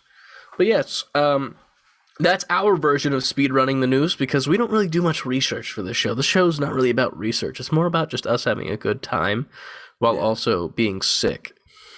Yeah, this that's a double entendre for the word sick. Okay. Sick. Okay, just killing it with the entendres. Hell yeah. So double entendre. Entendre. Somebody put that on Twitter one day, and I busted out laughing. I was like, all right, this motherfucker got the double entendres. Like, double entendres. That's good. I like that a lot. But next up, we do have our reoccurring segment besides the speedrunning the news when there's no news to be had. In which we head over to our Discord or our emails. We haven't received an email in a while because the Discord's been pretty fucking consistent and pretty good. Where we get questions from you, the audience, the NGPs, the nerdy gamer people. There are a little bit more of you, in theory, from the amount of followers we've gained over the past month or so. So, if you guys have made it over to the video version, this is where you can send us a question, either via our email, savebeforequitting, fully spelled out, @gmail.com, or over in our Discord in the podcast questions section. Yeah. I would check it out myself, but I'm still loading it on my phone. And would you like to take away the first question? I got you. Let me load it up on my phone. There it is. I would pull up on my PC, but you're there, so that's why video. Yeah, I'm like shit. A pretty straightforward one. I think I got one for this too, but quite frankly, asks, what is your favorite first-person shooter? See, this is a hard question for me to answer because there's so many. Like, we talk about multiplayer first-person shooters. We talking about story-based first-person shooters. What are we talking here? It just says first-person shooter. Mine is Titanfall. I know there's two of them. I guess I'll default to two, but it didn't really matter. Either one. That series, I like Titanfall. Yeah. I'm not even that great at it, but I used to be. As far as multiplayer goes, I'd probably agree with you for Titanfall 2, just because I feel like it feels the best. Doom 2016, though. That was really good. I've never played a Doom in my life. Doom 2016, I think you would love. The metal music and shit. No, but the gameplay. Isn't it like demon shit though, and like scary, spooky stuff? You'll be fine. I figured, but like that's always been one of my things where I'm not saying like stayed away from it, but it was one of those things where I've seen it and I've been like, well, it has like kind of sometimes gross out shit, but it's like the gameplay you're gonna love. It's frenetic, it's fast, you'll like it. You'll like it based on you liking first-person shooters. True. Okay. But yeah, I feel like Titanfall 2 is like very underrated, and people don't talk about it anymore just because of how it's unplayable right now, with all the hack servers and whatnot that's been going on. To be fair, that's not its own fault. It's Respawn's fault for not responding to these hackers. Titanfall 1 is officially not even able to be purchased anymore. Like, that's a dead game. Like, if you do not own Titanfall 1, you don't. Right. You can't. Servers are down. You can't play it anymore. It's done. Right. Titanfall 2 is slowly getting to that point where there's pretty much hackers in every single game you play. You can get lucky here and there, but the hacked lobbies thing is a very big issue right now, and it's hard to even get in lobbies just because most of them are hacked and filled with people that are hacking and like having a good time hacking, you know, like in their own lobbies. But it's not great. It's in response to the lack of support for Titanfall 1, which is really weird. Yeah. Like, hey, you're not fixing the hackers in Titanfall 1. We're going to hack Titanfall 2. And then they shut down Titanfall 1. Like, okay, well, now we're going to hack it even more. So nobody wins. And then now we're going to do it on Apex as well. Yeah. Which, that's one of the reasons why Apex is no longer on my console and hasn't been for a month. Who'd have thought that day would come? Oh, it was just one of those things where I was like, I just need to take this off my console for a bit. I'm not done with it. It's just I'm done with it for the moment to give myself a mental break. And trust me, I've been feeling a little bit better as of late because I haven't raged at a game in a while, to be honest. Like, you're doing you a service by not having it. Like, I think I've raged at one Fortnite game, and that's it. Where, like, I've just been like, oh, I should have hit that shot, and I yelled verbally out loud, and that was it. Like, that, and then I went to the next game, no big deal. Right. But, like, as opposed to Apex, where I'm, like, visibly mad for days over singular events that happen. But, I don't know. I feel like if we're going, like, story-based games, though, like, not online multiplayer, probably Borderlands 1 and 2. Maybe 2 more than 1. Because the gunplay in Borderlands 2 just felt so good. Plus, there were so many different options for guns that you could pick up. And if you didn't like the gun, you could just put it away in your collection or just completely get rid of it and pick up a new one from somewhere else. Go hunting for different guns. There's all these Easter eggs and shit that you could do. Like, my favorite one, because I always love to reference it, is there's one where, like, you need to go at a specific time of day. I think it's like at nighttime, and it's in a specific area. And if you look up in the sky, there's a chance that there is the bat signal, but it's not the bat signal. It's the rat signal, and it's like Rat Man. I think it is Rat Man. And you go in there, and there's like a bunch of like little Robin characters that you kill. You kill all them, and then you kill Rat Man. And there's a chance you get an exotic gun from it. And like, you can just keep repeating and doing it, you know, turn off your internet connectivity, change your date, and then, you know, that shit. But there's just like so much to do there. The guns play just feels good. The fucking visuals are just aesthetically pleasing. Hitting snipes in that game is so much fun, even though I'm terrible at sniping no matter what game I play. I'm not a good sniper. I don't understand it. I don't know why. I just can't do it. Like, the whole leading your target thing, can't do it. Give me a bow, though. I can do that. Or I saw. That's the only thing I can do. I can do it in VR, and I can do it in video games, but I can't snipe for my life. But fucking, that's such a fun game, man. I'm looking forward to Tiny Tina's game that's coming soon that's, like, D&D themed. Yeah, and it looks good. Yeah. It looks like a fun time. I'm also just really curious to see if it has like that board game element, because it looks like it does slightly, like maybe like to get to different parts of the map or whatever, where you go above map and you're on the table with your miniatures and like you get through. There was the one area where it was like there was a cheese puff blocking the way or some shit. And I thought that was really neat and like innovative to like integrate like more D&D and real life stuff into Borderlands. The details make that amazing. Yeah, so I'd say Borderlands for narrative game. Okay. If I have to, because like that's a completely different thing. Like, yes, you can play online, and you could technically fight the people you're playing with cooperatively if you melee them, but Titanfall 2's multiplayer is just flawless. The campaign was good too. Oh yeah, dude. Titanfall 2's fuck.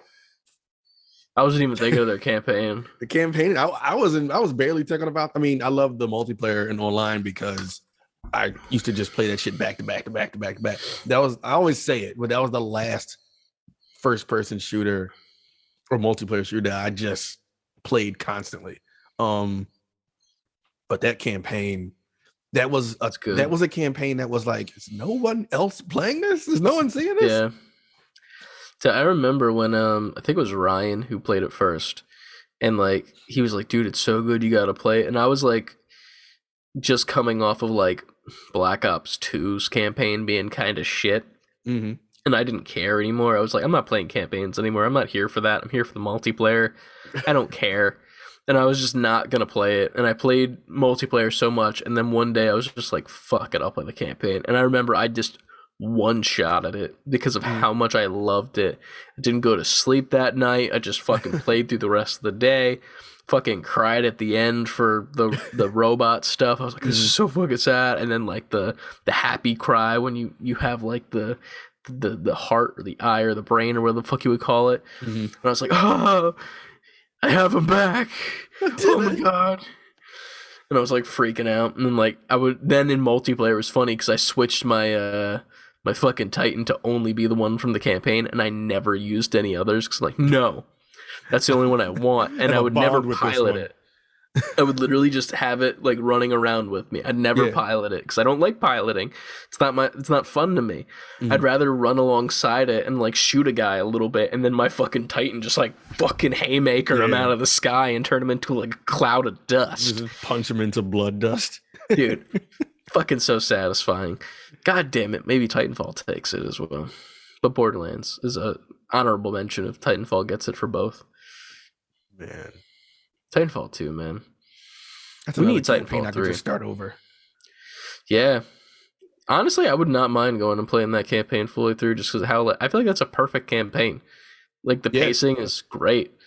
Like, you never feel bored. Like, there's the one level I love is that, like, puzzly level where, like, it's, like, building the farmhouses or, like, the houses in the suburbs. It's just, like, in, like, the assembly line of houses, and you have to, like platform on it. That was and then, so, it was so fresh. The way they did it was, like, I've never played a shooter like this. Like, this is amazing. And then the best part is, like, the whole time it's like you can't use your Titan, but they would still integrate the Titan in with like on like a fucking claw coming across, like, you're doing a great job, and like you're trying to make it to them to like get back to your Titan AI and like rescue them from this shit. And such a good fucking campaign. The wall running, the grappling hook. The grappling hook's the best. Yes, that fucking thing. That's the only thing I use in the multiplayer as well. Because I love to be Spider-Man with it. And then if I have it and I'm not needing it to get around, I fucking somebody with it and get up close and pop them, you know? Halo Infinite style, even though Titanfall 2 did it first. It did, but Halo was like, this game needs a grappling hook. This game needs Titanfall 2. Yeah. Because they're not going to do 3. What's up with that? We need Titanfall 3 in the next, like, 5 years. For fuck's sake. Man, it's being made. No one said that for sure, but I'm pretty confident that even when they were saying like, "Hey, we don't have plans for that," I feel like they're on the low or just saying that. I feel that if they aren't, then they're just dumb. Like, I understand how popular Apex is right now. They don't need to, but also, like, the fuck? Right. You kidding me right now? I don't know. Maybe I'm just that guy, but. Thank you so much, quite frankly, for that question. That actually brought up good discussion because now I'm questioning if I like Borderlands or Titanfall 2 more. Ironically, both would be number 2 for me. It'd be Titanfall 2 and Borderlands 2. It's both sequels. Those twos, man. Yeah. They ain't so terrible. They ain't so terrible after all. Them twos ain't so terrible. There's the podcast title. There's been like 3 different titles we said over this whole show. Oh yeah, and I don't remember the first like 2. You'll hear them back, and then you'll get to this part again. And since it's probably the last time we're gonna say that that's the title of the episode, this will end up being the title of the episode because we forgot the other 2 again. No idea what they are. I'm mad now. I'm sure the listeners listening to this and when this comes out, they're like, "Oh, it should have been this title." I don't fucking remember what they were. Listen, man, if you have your title options, send them in our Discord. It should just be SB4Q4 G4 G4 64. But people are gonna look at that and be like, what the fuck is this? Nobody's gonna listen to that episode except for the NGPs. That's exactly. I try to make the title like, all right, it can't be strictly for us because somebody needs to be able to look at it and be like, this sounds interesting. I want to click it. I feel that. We should just write all of our shit in code from now on. Podcast listens just drops completely. Next up, we have Uniguff in the chat. As a leveling system, how do y'all like point buy? So a game like Ghost of Tsushima or Mass Effect, for example, I always tell myself I'll level, then wonder why I'm so underpowered when I haven't bought skills in 5 or 6 levels. So I'm not opposed to skill buying. Specifically when it comes to Ghost of Tsushima, I feel like they kind of spoon feed it to you, not to like, you know. It's one of those things where it's like you level up and they make it very evident that you leveled up. And if you aren't paying attention, sure, it's easy to miss, but like once you go in to like look at your stuff, you're just like, oh, I can do so much more now. Mm-hmm. And you can just do it and mass unlock shit, no problem. I'm not opposed to it, but like I feel like even like with games like Spider-Man, like Insomniac Spider-Man, it just feels like I'm gonna get all this shit eventually, you know? Yeah. Like don't make it seem like I have an option. I feel like that's weird to me. Like, just give me the shit as I play. Make it make sense with the plot, you know? Right. Like, I don't want to just like buy the web bomb because I bought the web bomb. Integrate it into the story. Say Peter found some parts like from an old Green Goblin pumpkin bomb, and then he put web fluid in it and made it into a web bomb. You know, something that's creative, as opposed to, hey, you can do whatever you want. Get it behind like, you'll know given what the game feeds you in the campaign, not even you going to find your own side experience again. Gate it behind, if you've been playing the campaign, you have no choice but to be at least at this level by this time. Yeah. And at that point in the game is when, like you find the parts to do the thing. So now you have it. Even if you have to be like experience based, at least like I'm not able to buy it until I've reached this part of the game, which should have you at this level at least. Yeah, I like that more. I mean, even with Ghost of Tsushima, I'm not a huge fan of it because like you get 4 different stances over the gameplay, which each one has its benefits for different enemies and whatnot. But it kind of annoys me in a sense because you kind of just learn them willy-nilly. Like you pretty much need to go to different camps, and like there'll be a Mongol camp, and then each one will have a leader. And once you kill or / observe the leader, that's when you'll get the next, stance of the 4 for the whole game. You have to get like kill like 3 leaders per thing or whatever. I don't know. It's a weird number system, but like it always confused me because like maybe I'm just not paying attention enough, but like instead of killing the leaders, you can observe them, but they don't look like they're using the pose that you're going for. Like there's like the water stance and the wind stance. Like when I kill the guy or watch the guy that I'm trying to get to the next stance for, like he's not using that stance as far as I can tell to like fight on this dummy that he's like training in his camp. So I'm like, this is kind of dumb. Like I just learned this stance because whatever.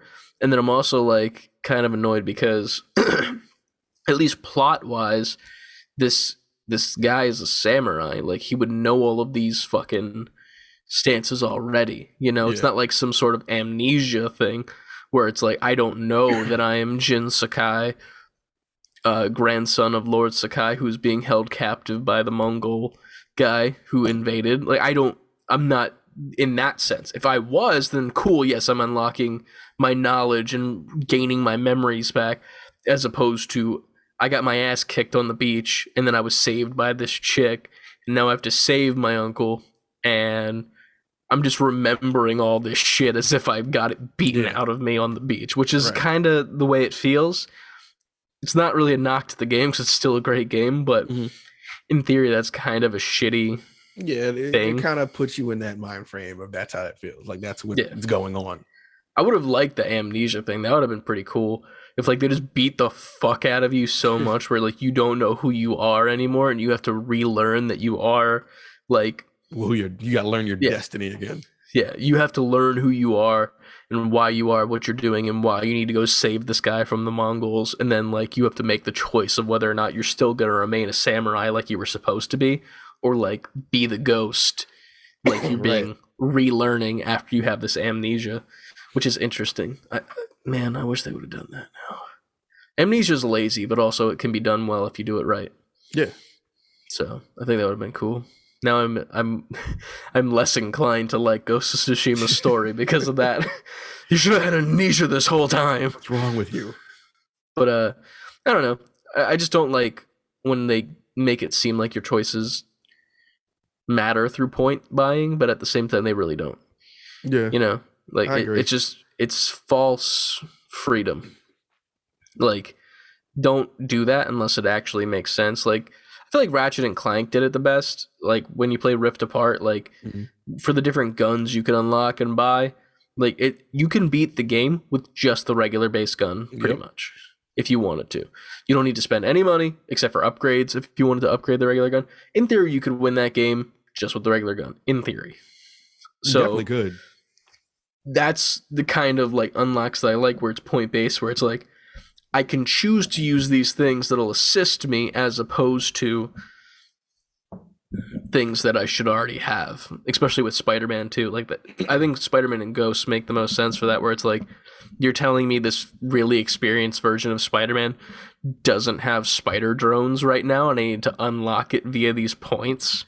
Like, doesn't do it. At least make me go on a mission where it's like I need to go track down the different parts of the spider drones. Like I know how to make spider drones already, but I don't have enough parts. So I go look for 3 backpacks around the city. And in those backpacks, there's the collectible that's already in them, but there's also a couple parts for the spider drones. And then I can unlock the spider drones. That would make more sense. Feed it into it and like make it more integrated and make it feel like it makes sense. Because then I'm looking for backpack parts.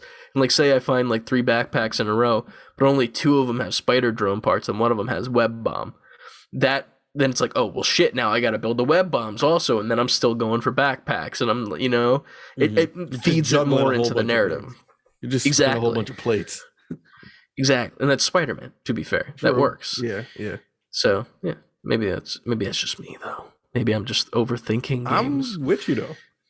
That's what we do here is overthink games in the middle of all the nonsense. Talk about VR porn, Yeah, it's important. The important shit. It was we get serious. Like this was it was a fun episode. We had fun on this episode, but there was little points where we just got like real like game journalism. Like when we talked about the new people joining game companies. I feel in my mind internally I was laughing because I was like, we just got off this whole VR porn talk. Yeah. We were talking about all this crazy shit. And then we were like, yeah, I think it's very important for the industry developers to go to other companies and new people to come in, new ideas for different properties and entities and fresh minds and eyes. And exactly. Such. And then we're just right back to anyway. Back dicks. Back to the dick games we want to play. I mean, that's pretty much what this podcast is at this point. Yeah. But yeah. I think that's all I got for that question. What are your thoughts? I think I just kind of talked a lot during that. And I agreed with you though. Oh. I'm kind of right where you are with that. My answer is the answer you gave. Shit. Do it again, but better. I can't. We articulated it. I was part of your conversation. My conversation. The conversation. It's fine. And I'm just memeing. Anyway, thank you, Lucas, for sending another question this week. Very much appreciate you. I always love Lucas's questions because they're always relative to what he's playing at the time. Mm-hmm. And it's always funny because it's either like normal question related to what I'm playing, like this week where it's like just a general question, like, what are your thoughts? Or like he's been playing Apex for like 3 days and just getting terrible lobbies. He's like, what are your thoughts on games that fucking suck? And like, that's pretty much the question. And we're like, well, games that suck, sometimes. You see, when the things happen, If we're not talking about Oculus porn and you're talking about games that suck because they're bad, then let's get into that. True. Dude, I can't wait till I have to fucking buy porn games on my credit card. That'll be great on my credit card statement. Like, hey, here you go on Steam. Fucking XXX game. God damn it. And the best part is, once I buy them, I have to do the family share thing to your Steam. So you'll technically own them as well. For when I bring over my headset. Butt ass naked, so it's gonna. And it's just gonna be butt ass naked as well. When Butt ass naked 4 is on my thing. It's gonna be butt ass naked like it is now with no games, and then it's gonna be butt ass naked. Butt ass naked, the delightful daily dildo dream. 4. It's gotta be 2, man. 2s are the best. 2s are the best. 2s are the best. But with that, shout out to Andrew Garfield. Yeah, dude. Spider-Man 3. Shout out to Spider-Man 3. Not the movie, the actual Spider-Man 3. The rightful Spider-Man. But oh, that's Spider-Man 3. Wait. Yeah, it's from the movie when he's like, it's like, I'm Spider-Man 1, you're Spider-Man 2, and then Andrew Garfield's like, Spider-Man 3, which is funny because he never got Spider-Man 3. Okay, joke. That's what we were talking about. I do remember that part. Yeah. It was right after the meme. Yeah. But you're amazing. That was way earlier. Yeah, that wasn't. Yeah, this is during the sandstorm that's happened, where they're like in Sandman's like lung, in theory. Like they're just standing in his lung. Who was actually in the movie. Yeah. Let's put in old footage of him. Dude, we're gonna talk about that real quick. That's annoying to me that they did that shit. Like the fact that they paid all these actors. Like you paid Jamie Foxx, paid Alfred Molina, you pay William Dafoe, you pay the 2 Spideys from the past, and then also on top of that, you got Zendaya, you got Tom Holland, you got the man that plays Ned that I don't ever remember the name of, you got Aunt May, you got fucking Happy Hogan, director of The Mandalorian, you got all these big ass names, and then you're gonna tell me that you don't get the guy that plays Sandman, which, to be fair, I don't know the name just because if he was on the media circuit, then I would have known it. I didn't know what Alfred Molina's name is until this fucking movie came out, if I'm being honest with you. Okay. And fucking... Lizard Dude. Lizard Dude, yeah. Whatever his name was. Lizard Dude Williams. Kurt Connors is his actual name in the comics, but I don't know what his real name is as an actor. Name. But, like, you don't get them. And you get, like, I don't even know if they were the same voice actors. Like, I think they might have gotten people to dub it to sound like him. And then they show, like, footage from those movies. And, like not terribly CGI it, but, like, phone it in, like Tobey Maguire did with the CG. Where you just cut in parts of their movies where, like, Lizard is crying, looking defeated after he just murdered Captain Gwen Stacy's dad. When they showed... the Sandman, him going away again, that same look up thing, I was like, in the theater, I was like, I'm looking around like, that's the same exact scene in the fucking Statue of Liberty. Yeah, where he just goes like that. Yeah, and it wasn't even scaled right. It didn't look either. He looked very large to be in that window. Exactly. Yeah, and then they played the fucking where he turns into sand in reverse to become not sand for that part. Like, bro, come on. Come the fuck on. You literally have Tobey Maguire, the fucking youth pastor here, and you got Tick Tick Boom over here as well, and you're not gonna tell me you're gonna just get those guys to do some, like, a couple fucking things? Fuck you. Is my camera not focused right now? Yeah, it decided it didn't want to focus anymore. Maybe it's mad at us. It's like, end the show. There it is. There we go. But I guess we'll end the show there. With our rage with Spider-Man. Trying to I don't know what goddamn camera. What else is there to talk about? I'm trying to think if I have any more Spider-Man points or opinions. The lack of sense that it comes to with the Venom scene. See, before I was just not mad at it, but I was questioning it. We got like, well, then what was the point? Yeah. I guess in order to leave the symbiote in Tom Holland's world is the point. Yeah. But at the same time, I was like, so he's not going to be Venom anymore until all the Andrew Garfield talk came up. Then I was like, oh, well, I guess he isn't probably going to go anywhere then. Yeah. I was in the same mindset where I was like, he's done. Like, he won't be Venom anymore. We won't get another Venom movie. But now I'm like, okay, if we bring Andrew back and have Eddie, Tom Hardy, and fucking Andrew Garfield Spider-Man, I think that'd be good. And that's fine. But that doesn't change the fact that what happened made no fucking sense whatsoever. The fact that they were brought into the MCU timeline because of the hive mind of the symbiotes, cool. Makes sense, in theory.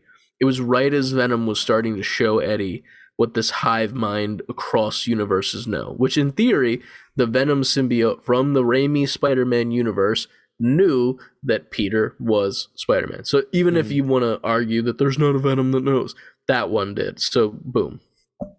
In theory, Eddie doesn't know.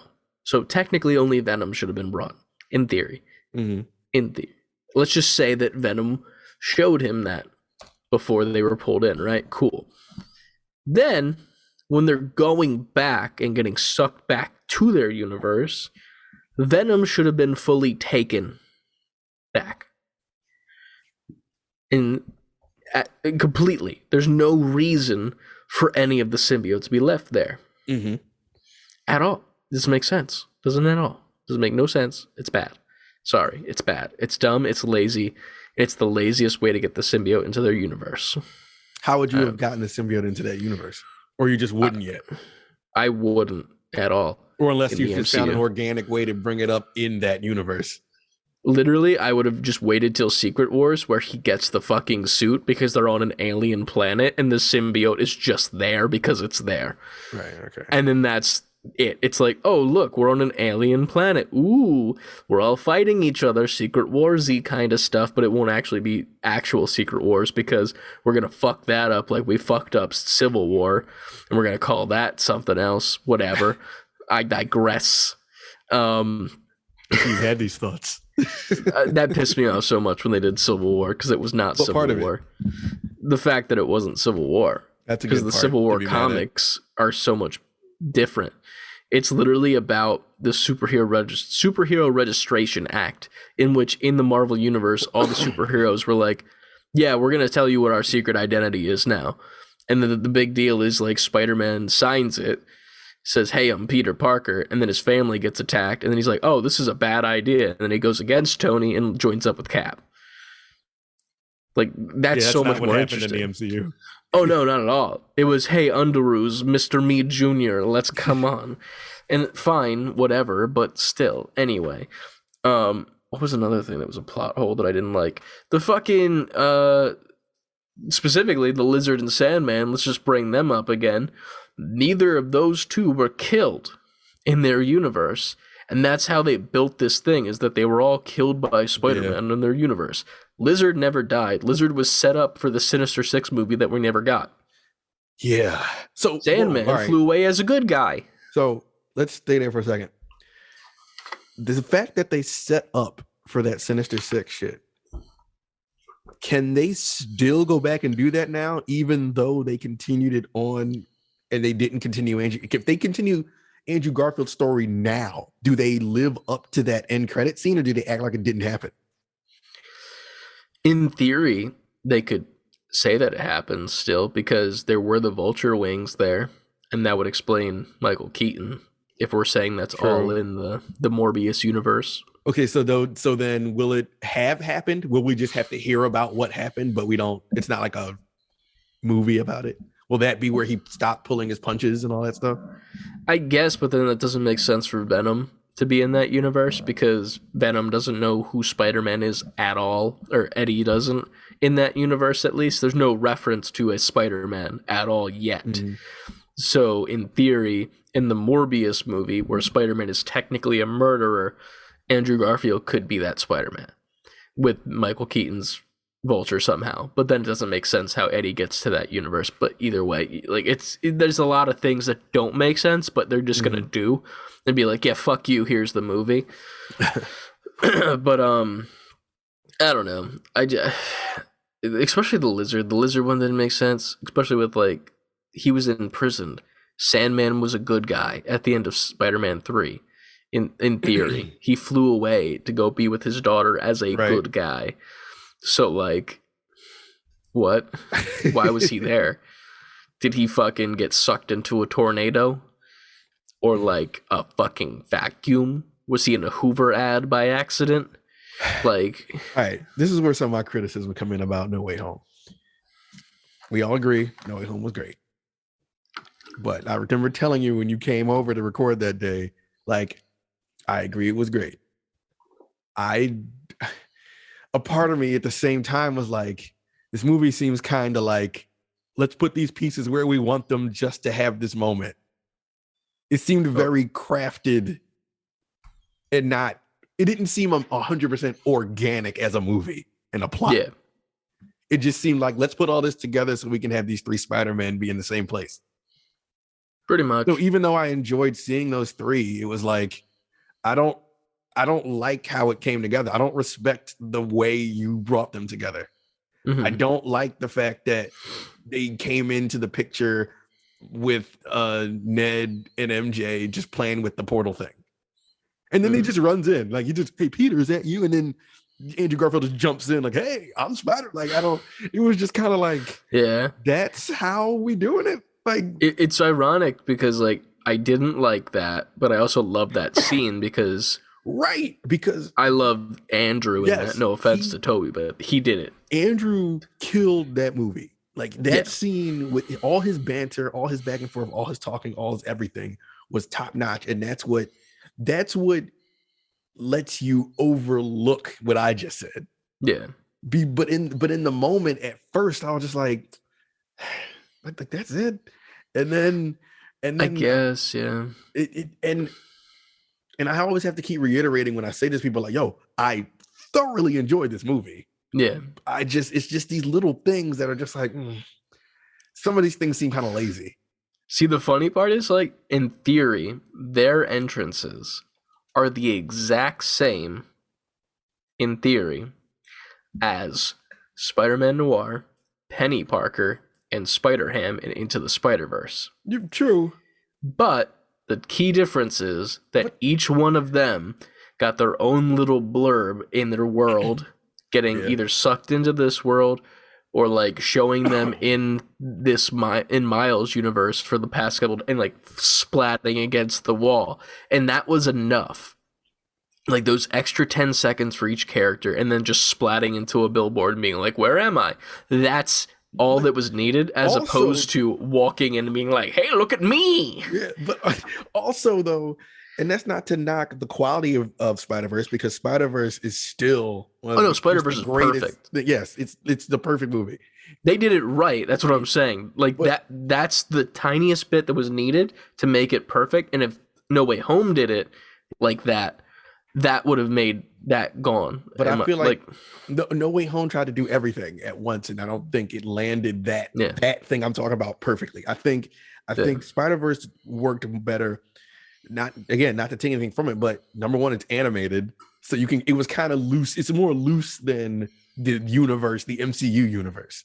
Yeah, not loose like you can tell whatever story you want, but loose like we can take animation liberties and be funny and do comedy things we can do here that we can't do in the MCU. I would have liked that though. That'd been cool. Also, there weren't already a precedent for them. I mean, there's a precedent in that universe, obviously, but like, it's not like we watched a whole bunch of Spider-Noir movies, Spider-Ham movies, and all that, and then it all came together here. Yeah, this was its own thing.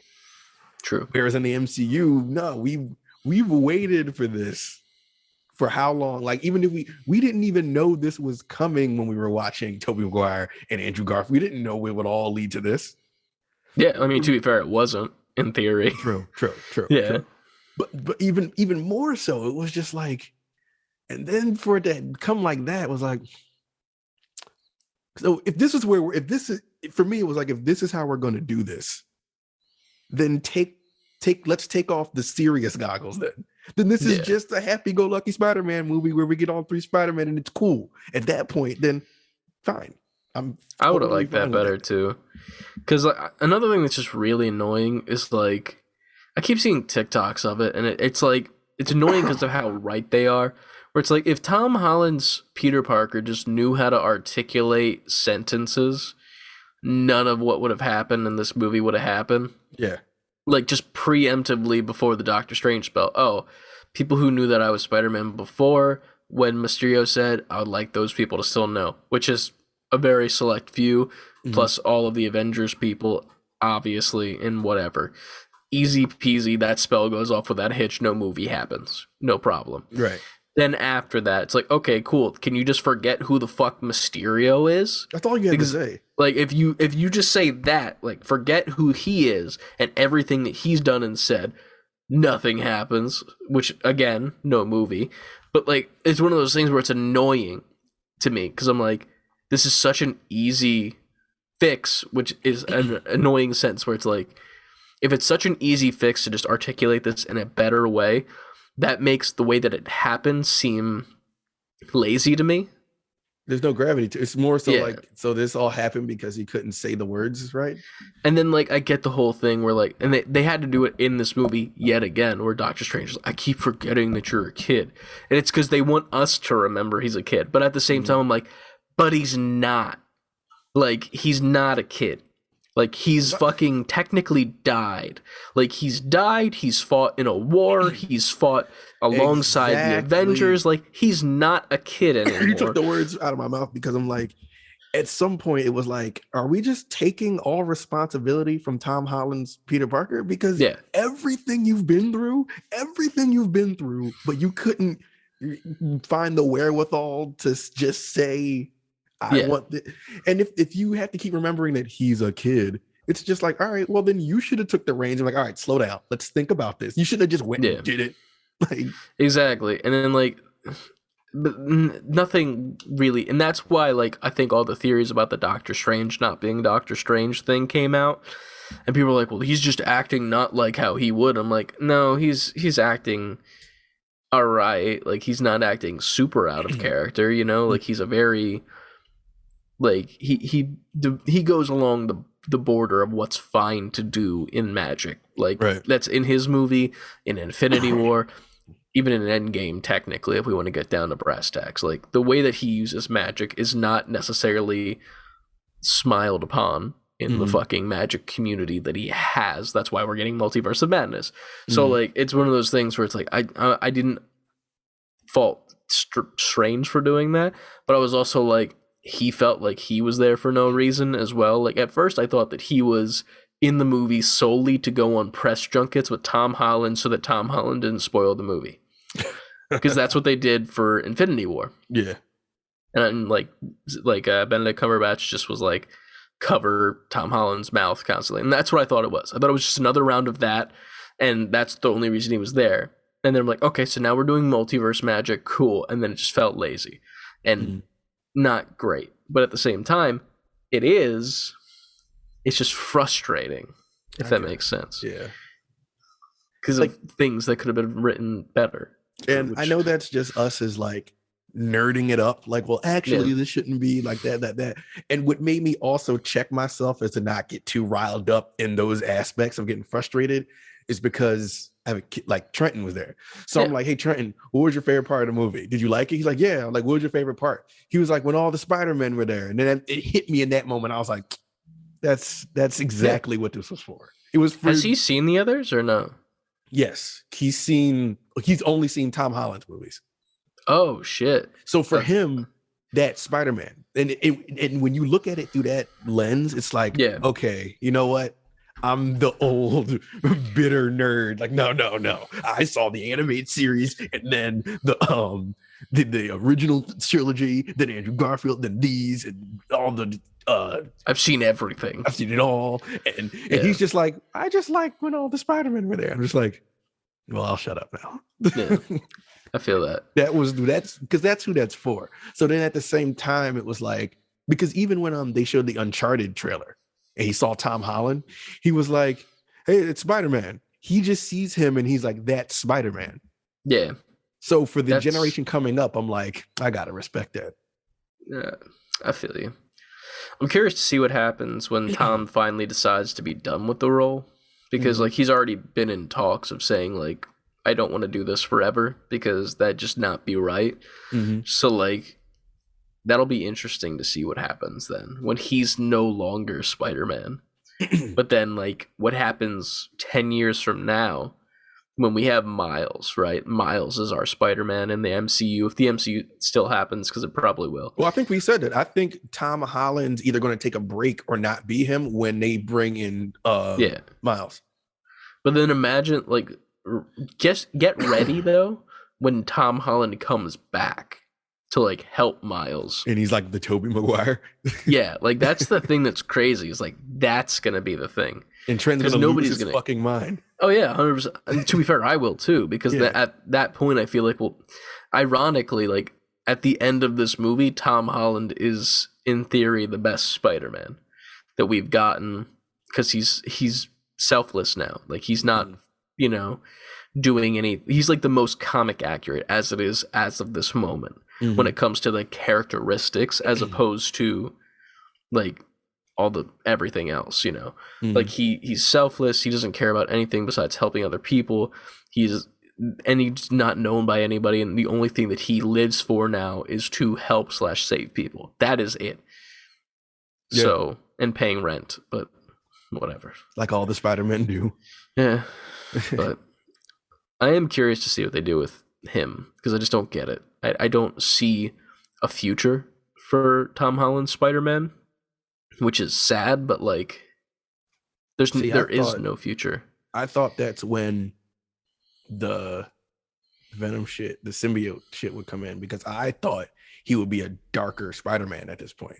Yeah. Not darker like pulling punches Andrew Garfield dark, but he's going to be like, no one knows who I am. I lost the girl I love. I lost my Aunt May.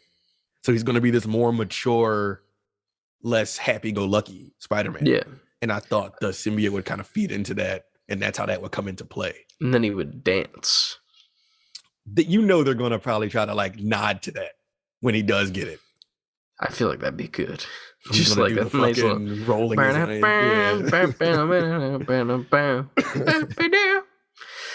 a little bit. Yeah, they have to.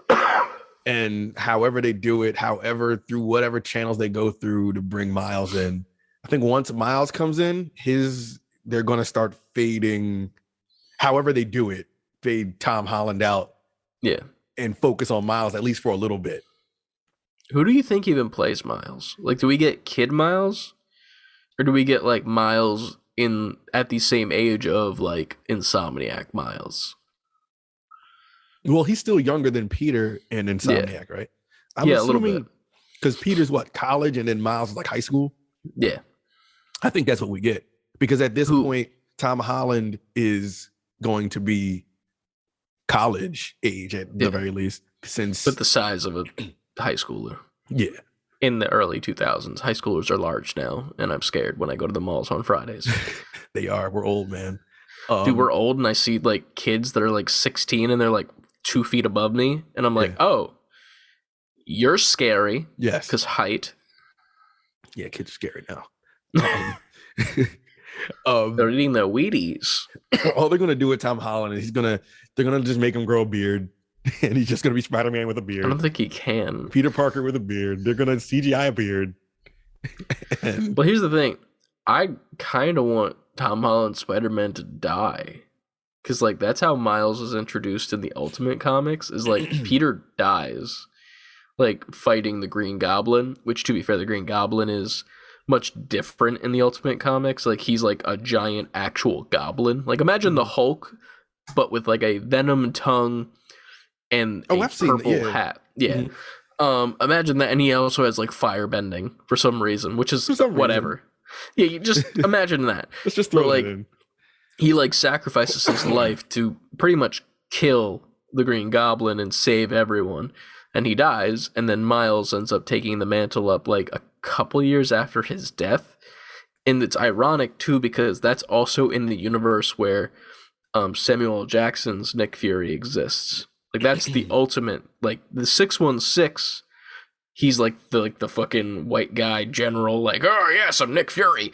And then the Samuel L. Jackson cool version, the good version of him, is in Miles' universe. Which How is is like that gonna work? Which is kind of cool because the MCU that has Samuel L. Jackson. Right, so like yeah, okay. So like that makes sense. So like I feel like Tom's gotta die. And then Miles takes the mantle. Do you think they really kill him? I think they should. No offense to Tom Holland, but kill him. Get rid of him, because no offense, they can't go anywhere with the story. They can't. There's nowhere to go. If they want to, nobody knows him. Nobody knows this motherfucker. He doesn't exist. So you don't think the Disney Marvel machine aren't going to right that wrong, bring the circle back around where he finds MJ again? And... They will, but like I don't care anymore. No offense. Like I just don't care. I don't think that's going to be that big of a deal. Like it's just going to be like, oh yeah, we like each other. Oh, what's your name? Oh, my name's MJ. I'm Peter. Cool. I got you coffee that one time. Like, oh yeah, but also all this other stuff. We should go out sometime. Like, sure, whatever. That's fine and all, but it's not as good as introducing Miles through Peter dying and Miles having to take up the mantle, like pretty much in Spider-Verse, which in theory is kind of what the Ultimate Comics were. I don't know. I don't want. They're gonna do another Hail Mary, a bunch of Spider-Man in one movie type scene again. If they did, but it's gonna have Miles. My guess is it's gonna have Miles and Gwen at the next time you see a bunch of Spider-Man at the same time. That'd be cool. Miles, Gwen. If I want them to do Spider-Verse from the comics, where it's like they actually introduce the fact that like the spiders choose the people to bite in the universe and like give the powers and imbue them to, and it's very like weird. Like they're spider gods in the comics that choose the person who imbues the power through them and is their host and whatnot, and it's really interesting. It's very weird, but like that's the lore of Spider-Man nowadays, where it's like it's not just Spider was radioactive. It's like no, Spider was a god. I am the Lord of Spiders. Literally that. Like there's a comic panel in one of the Spider-Verse things where it's like Peter, and it's like he's like standing there and there's just this giant spider just talking to him. It's like, I chose you to have this power and you are the like the Omega Spider or some like the 616 Peter is like the alpha male of the spider people. And then like there's all the other ones as well that get their powers and shit, and it's just insane how deep it is. But then there's also spider hunters that are vampires that suck the spider energy out of them, like the god energy, through like suckers in their hands, kind of like how Morbius did in the comics. I don't want that to get to the MCU. I don't want that. I would love that, dude. It gets fucking vicious. Like they literally I'll kill spider people. Like they like touch them with their hands and it literally sucks their life out, like the Mummy style. Like just they're like a skeleton with like a spider suit on them, pretty much, and just rotting corpse on the ground, dead. I knew nothing of this. Yeah, it's a very good comic series. That was the last one I fully read besides Invincible. But yeah, man, it's a time. All right, one more question. How do you think the X-Men come into the MCU? I have no fucking clue. That's the only thing. I have a theory about each and everything, even down to like we talked about the Fantastic Four. But I'm sitting here like, how and when are they going to do that? I mean, here's the thing. They had a chance to do it in WandaVision. They almost did it, but then the guy that was literally like the talking point of that, the guy that played Quicksilver in the Fox X-Men, turned out to be a guy named Ralph Boner, literally, in the show. Disney wrote that. Ralph Boner. Mm-hmm. So that's already, like, fuck you. If they're going to do it, they better do it in Multiverse of Madness. Because if they don't... it being multiverse, I just don't know how. Just because there's multiverses. In theory, in the House of M comics, which is right after the Scarlet Witch, because the Scarlet Witch is like the most powerful magic person. She's not actually a mutant, but like she pretty much just says the words, no more mutants. And then the whole entire reality shifts.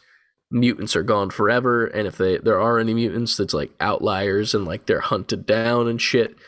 And it's this whole entire thing.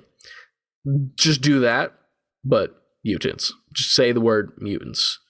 Like, let there be mutants. Like, it's just that simple. Just have her say that. She's all powerful.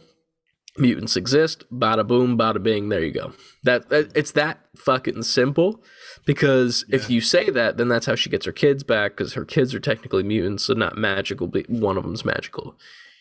Either way, but it's one of those things where it's like it's such a simple thing to do, and they could have done it. They didn't. And if they don't do it in Multiverse of Madness, I think it's impossible as of this point. And then they're just going to randomly one day just be like, hey, there's an X-Men movie coming out, and the X gene just happened to show up, and these mutants just showed up, you know? Look at this guy, he's got the Wolverine claws. They've been here the whole time. They fought the Chitauri, don't you know? Like how the bald lady did from Doctor Strange. Remember that in that game? Where we did that throwaway scene where she threw fucking fans like an airbender. She's fucking Aang. No. That's how Kevin Feige says it with his baseball cap. And he takes it off and rubs his head. And then fucking the world explodes because it's about to say, if he takes off his head, I feel like he takes off his hat and his whole head comes off. He takes off his hat, dude, and there's just like... That's just a sun. Like, underneath his head. It's just like, you know, like from SpongeBob. Like, bald. Kevin Feige takes off his hat, and it's just a fountain of, like, $1 million bills flying out. He's like, sorry. I didn't mean to. That's like the second time that happened in my life. I'm sorry. I think it was on TikTok, Straw Hat Goofy. You know that guy? He talks like the Marvel. He talks like this with his microphone. He was on the red carpet for Spider-Man, and Kevin Feige comes up to me. Comes up to you, huh? Comes up to him. You got all the answers. I am him. I did this, so I am now him. He comes up to him and he's like, so you hiding spoilers underneath that hat? And he takes the hat off. Oh shit. Like legitimately. Kevin takes the hat off? Or Kevin does, yeah. Okay. He looks at it, he's like, no, nothing underneath, and he puts it back on. And like there's like a face of shock for like a split second from Straw Hat Goofy where he's like I didn't realize I was gonna get him to actually take his hat off. That's insane. But there we are. But Marvel Talk. There's another name for the podcast. Yeah. Just wait until next year when we're talking about DC movies, when they refresh the whole entire DC universe with the Flashpoint movie. Well, they're going to reset everything. Yeah. It's just going to be like reset, and then everything's going to be great. They said the only person's hanging around is Wonder Woman. Yeah. She's her the only person probably her Flash, maybe. I would assume Ezra would stay. Because I know Super's gone. Batman's gone. Well, who they were are gone. Yeah. I mean, Henry Cavill still wants to, but we'll see about that. Yeah. He's like audibly said, like, yeah, I still want to be Superman, but they're not calling me because obvious reasons. Justice League. Right. So even with the Snyder Cut being as good as it was, but they look at Gal Gadot, I'm like, you cool. You can hang out. I don't know, man. I still haven't seen the second Wonder Woman movie, and I don't think I ever plan to. Man, we were some disappointed people watching that. When did it came on HBO? Man, what was it, last year? At some point. I know we watched it. I know I watched it in my living room. I remember they kept pushing it back, and it was funny to me because they were like waiting for theaters to open back up because COVID. And me being me, I'm at Target every other fucking day looking for toys, and like when the movie was supposed to come out, the figures were out 2 months earlier. There are still Wonder Woman 84 figures on the pegs because nobody wants them because the movie came out late and then apparently it wasn't good. So even if it was like came out the right time, I don't think they would have sold, but like it's fucking hilarious. Like I'll just be there and I'll be like, oh look, another gold armor Wonder Woman again. The first Wonder Woman was pretty good to me. The second one, yeah, like, you know, as far as those go, it was good. The second one was like, what? Even the ending was like that was so underwhelming. Did it have any sort of like post-credit scene with like sort of like a leading to, or no? I don't remember.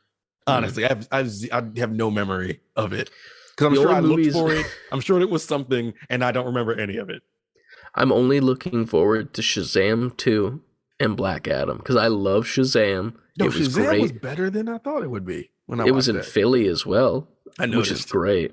To be fair, they only filmed like 10 minutes in Philly, and then the rest was just like in a suburb somewhere. They were like, it's Philly. When they did it, I was like, yeah. They were like, oh, look, we're here. The Rocky Steps. And I'm like, okay. Yeah. And I think they also said some cheesesteak shit too. They were like, oh, you just got cheesesteak. And I'm like, yeah, look at that. Well, you marked the boxes. Yeah, there you go. Good job. Check boxes. You showed up, you asked one person. Like, here's the Rocky Steps. I gotta walk back down South Street. Time to go to Pat's and Gino's, which is one restaurant, don't you know? Yeah. Like, that's shit. Let me go get a soft pretzel, a tasty cake, and we're out of here. Dude, first of all, fuck soft pretzels. Second of all, tasty cakes aren't that good. The Philly gods are gonna come fight you. I don't like pretzels are shit. But here's the thing: pretzels are just vessels for mustard, and I don't like mustard. Pretzel, mustard vessel. The only pretzels that are worth a damn are Annie Ann's. Those aren't real. What does that even mean? Are we going back to the Matrix? Is this what this is? Kind of. The pretzel Matrix. Listen, those are real. They're real pretzels. They just taste good. Are just because they make them. They're so artificial. They're not real. Like, here's the thing, though. They're good. They taste like something, as opposed to a soft pretzel that tastes like salt. But I like. And then bread. I don't even need mustard on them. I like them.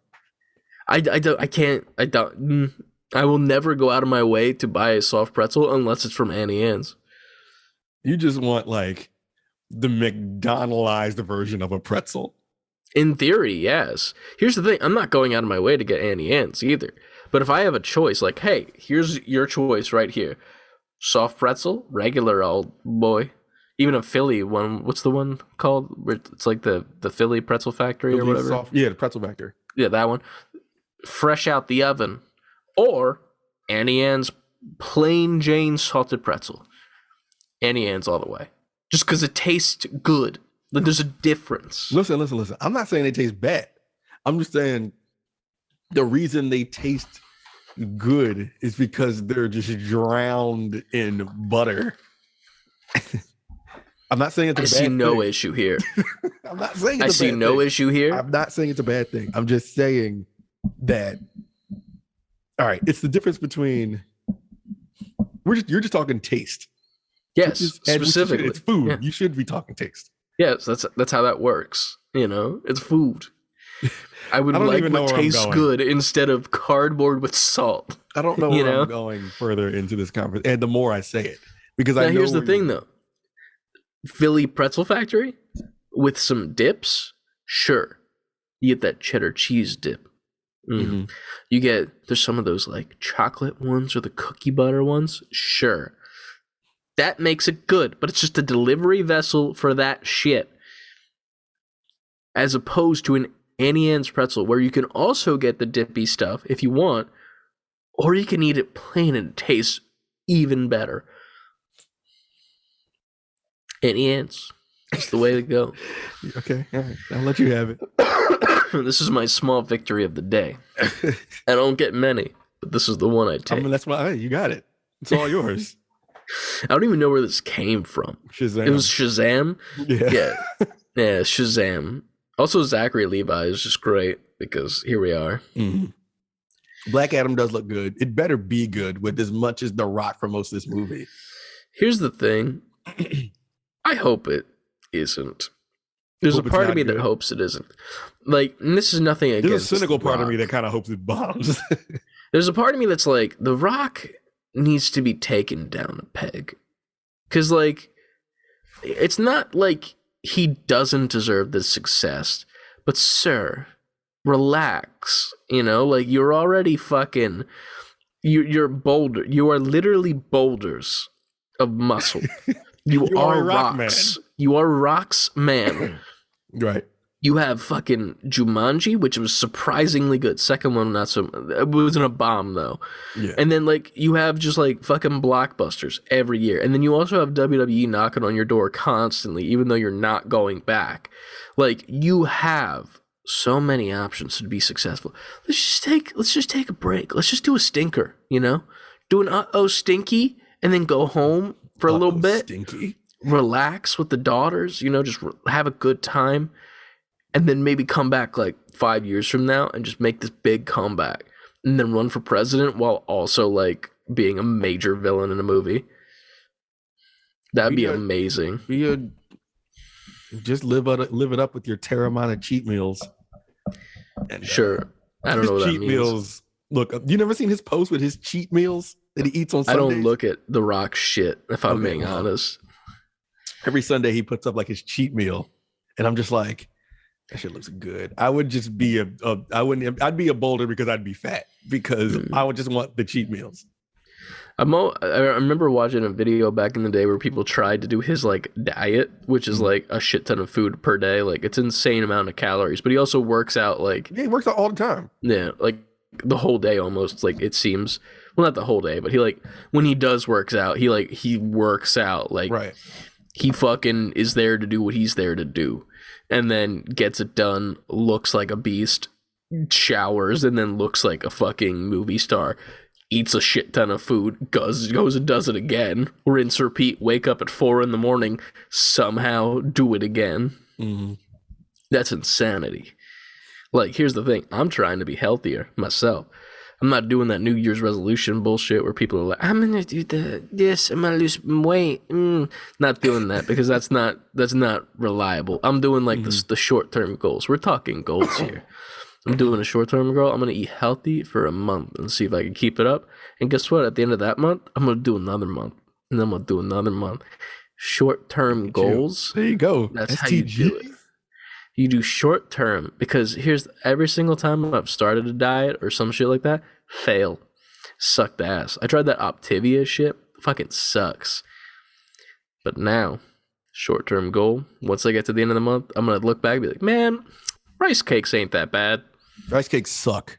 Rice cakes are not bad. Have you ever had the chocolate ones? I've had a bunch of flavors of rice cakes. The chocolate ones are fire, dude. You put a little bit of peanut butter on the top, bro. That shit. Not a rice cake at that point. It's not. It is. Is it good on its own? Yeah, it is. The chocolate ones. Because the chocolate ones, like, it's the rice cake itself, but then every once in a while, there's like a little chocolate chip. So it's like you get the chocolate flavoring overall, right? And you're like, oh, this is pretty good. And then you get like this little burst of chocolate. It's like a gusher if a gusher was like actually what it was advertised as. Oh, no. I'm telling you, man. Now we got to. Here's the thing. That. Just trust me. Go grocery shopping this week at some point. Just pick up the chocolate rice cakes. Mm-hmm. I'll even send you a picture. I thought they were gonna be shit when I first tried it. Fucking good. I hate that they're good, but they're good. Are they actually good for you? I think so. Yeah. My mom eats them a lot, and she's like a fucking like. She looks like a dumb pop. I call her that sometimes. It's funny because it's like it's a compliment technically because she lost a lot of weight, but she's got a big head. But I have a big head too, so it works out. It's like, oh, look at my mother, the dumb pop next to my dumb pop. See what I did for you there? Use that next time you're with your family. Yeah, it's fine. I'll be. What's the opposite of adopted? Exiled? I don't fucking know. Sure. What are we talking about? I don't know. Remember when this was a video game podcast? It was maybe an hour ago. Yeah. Shit. I don't remember. We were talking about The Rock. Somehow we got here. Yeah. because we talked about Spider-Man, which led to us talking about DC, which led us talking about Gal Gadot, which led us talking about who's the last people on who you're looking forward to in DC, which led us to Shazam, which led us to The Philly. Rock. To Philly. To soft pretzels, to Annie Ann's, to The Rock. Yeah. See, The Rock, this is gonna sound fucked up. It's gonna sound fucked up, but we're damn near 3 hours in, so I'm gonna just listen. Sometimes you look at The Rock and it's just like, damn, his poor wife. If you get what I mean. I don't, if I'm being honest. Because here's the thing. When you're saying you look at The Rock, are you saying that you look at The Rock? Or are you saying that you look at The Rock? No, well, I'm not like analyzing the Rock's dick or anything. I'm talking about the size of the beast who is The Rock. Okay. Overall, not like centralized. I'm like, man, is she like... I gotta word this very carefully. Like, are you expecting that he is not a what's the word? I don't know what the word I'm looking for is. What, not well endowed? No. Because in my brain, what you're getting at is that he's like meathead, like he's behind pow, you know. He's behind his wife, and in his headphones he has it's about drive, it's about he's fucking hammering his wife. Or is he? He could be singing "You're Welcome." She's doing the ad-libs. You're welcome. Hey, honestly, I could go on and on. That's it. Kids running like, I love that song. Ah! His tattoos are just jumping around his body the whole time. What are you doing to mommy? You're welcome. I feel like that's where we end. That's a what? But I feel like that's where we end it with that mental image of The Rock. Hopefully he never listens to this podcast, and if he does, hopefully he doesn't get this far. Yo, I don't know what I'm calling this episode at all. There's 3 podcast episode titles in this episode, so if you lose track of it, just write it down. I'm not even gonna call it anything we named. I'm just gonna figure out a name for this and name it. You're welcome. We already use almost off the rails, so I can't use that now. I mean, to be fair, it's not necessarily off the rails. It's just that we're on the rails. The rails are just, you know, very winding. The winding rails, you know. Winding rails. But as always, everybody who's made it this far, if you made it this far, wow, nice. This is probably an entertaining episode nonetheless. But thank you guys for listening. Sick and Delirious episode. Yes, Sick and Delirious. There you go. Sick and Delirious. Oh shit. Okay. Look at that. The 4th podcast title in the podcast, and there's the one. But you guys can follow us all at all of our social medias at savebeforequitting over on Twitter, Instagram, TikTok, Twitch, and over on YouTube for all our video content. Titty gang. Yeah. Make sure you're following over on TikTok, because we will be going live relatively soon.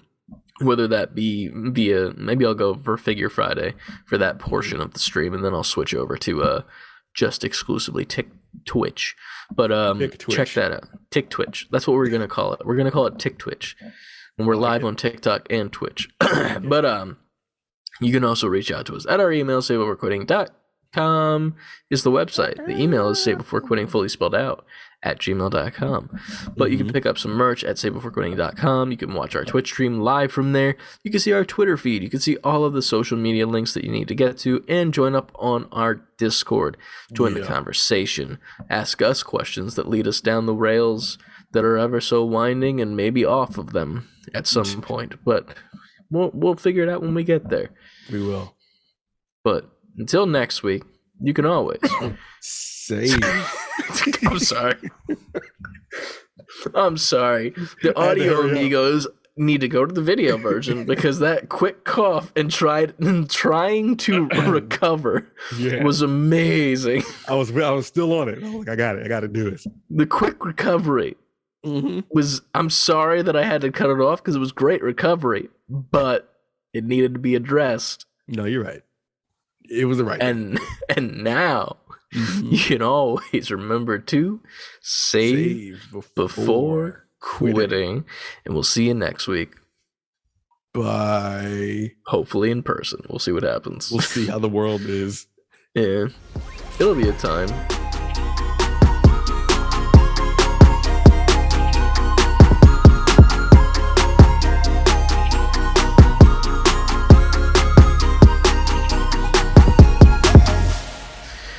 Man, I gotta go to a wrestling show on Wednesday. That's gonna be interesting. They did require vaccination status, which is cool. Good. Yeah. Always a plus. You have to bring your card now. And then on Saturday, I have a lacrosse game that you also need to show your vaccination to, which is pretty neat. Which is how, with the way things are going, I don't even blame them. Yeah. It is funny, though, because they were like, if you aren't vaccinated, you have to get a test a day 24 hours prior. I'm like, the fact that like people are still going for tests for this shit and not getting vaccinated, that's also funny to me. I'm like, you're willing to get tested and like shove this thing up your nose. Yeah, but you're not willing to get something that could help you to not have to do that again. Like that's more of an annoyance to me than getting some little prick in my arm. But that's just me. I know there's people that are super anti-vax for not necessarily there's people with justified reasons, there's people with unjustified reasons, and those people, the secondary people, get your head out your ass. But my thing is with it is like, you better hope you can get a test within 24 hours now. Yeah. You got to get the test, like you got to schedule like a week out. Pretty much. Apparently you can just walk in certain places too. Like I think it was in the Discord today, Anna was like, yeah, I just walked in and they were like, yeah, we're doing walk-ups. Just give us your insurance card. And they just did it on the site. Just took her card. Find out where she went. Yeah. Check it out. I think it's in the other Discord, not in our gaming Discord, but all right, you know, the friends one. Yeah. Not that the NGPs aren't friends. You are all our friends. I almost forgot this fast that this is the after credits. This is the after credits. I was going to say, shit. Post-credits scene. This is where we tell you what's going to happen next in the show. Where we play all the porn games. All of them. It's one we got inside information on before everybody else is yes. The Rock and his wife, the game for Oculus. Boulders and Brash. Yup. Black Adam Antium Rage. Did you say Adamantium Rage? Yes, I tried to think of something that Adam could lead into like aggression and like Adamantium and Rage. Adamantium Rage was a Wolverine game from back in the day. I don't know. I tried. You crossbred Marvel and DC. How dare you? They'll never forgive us. Marvel, DC, WWE. Just wait till Rick and Morty is in it somehow. It's all the crossover that we need. It is. You're welcome. It's about drive. It is. That poor woman's vagina, Chris. I'm going to stop recording now. All right. Goddamn. 2 hours and 50 minutes. Or 34. I don't know what it said before I stopped, but Jesus Christ.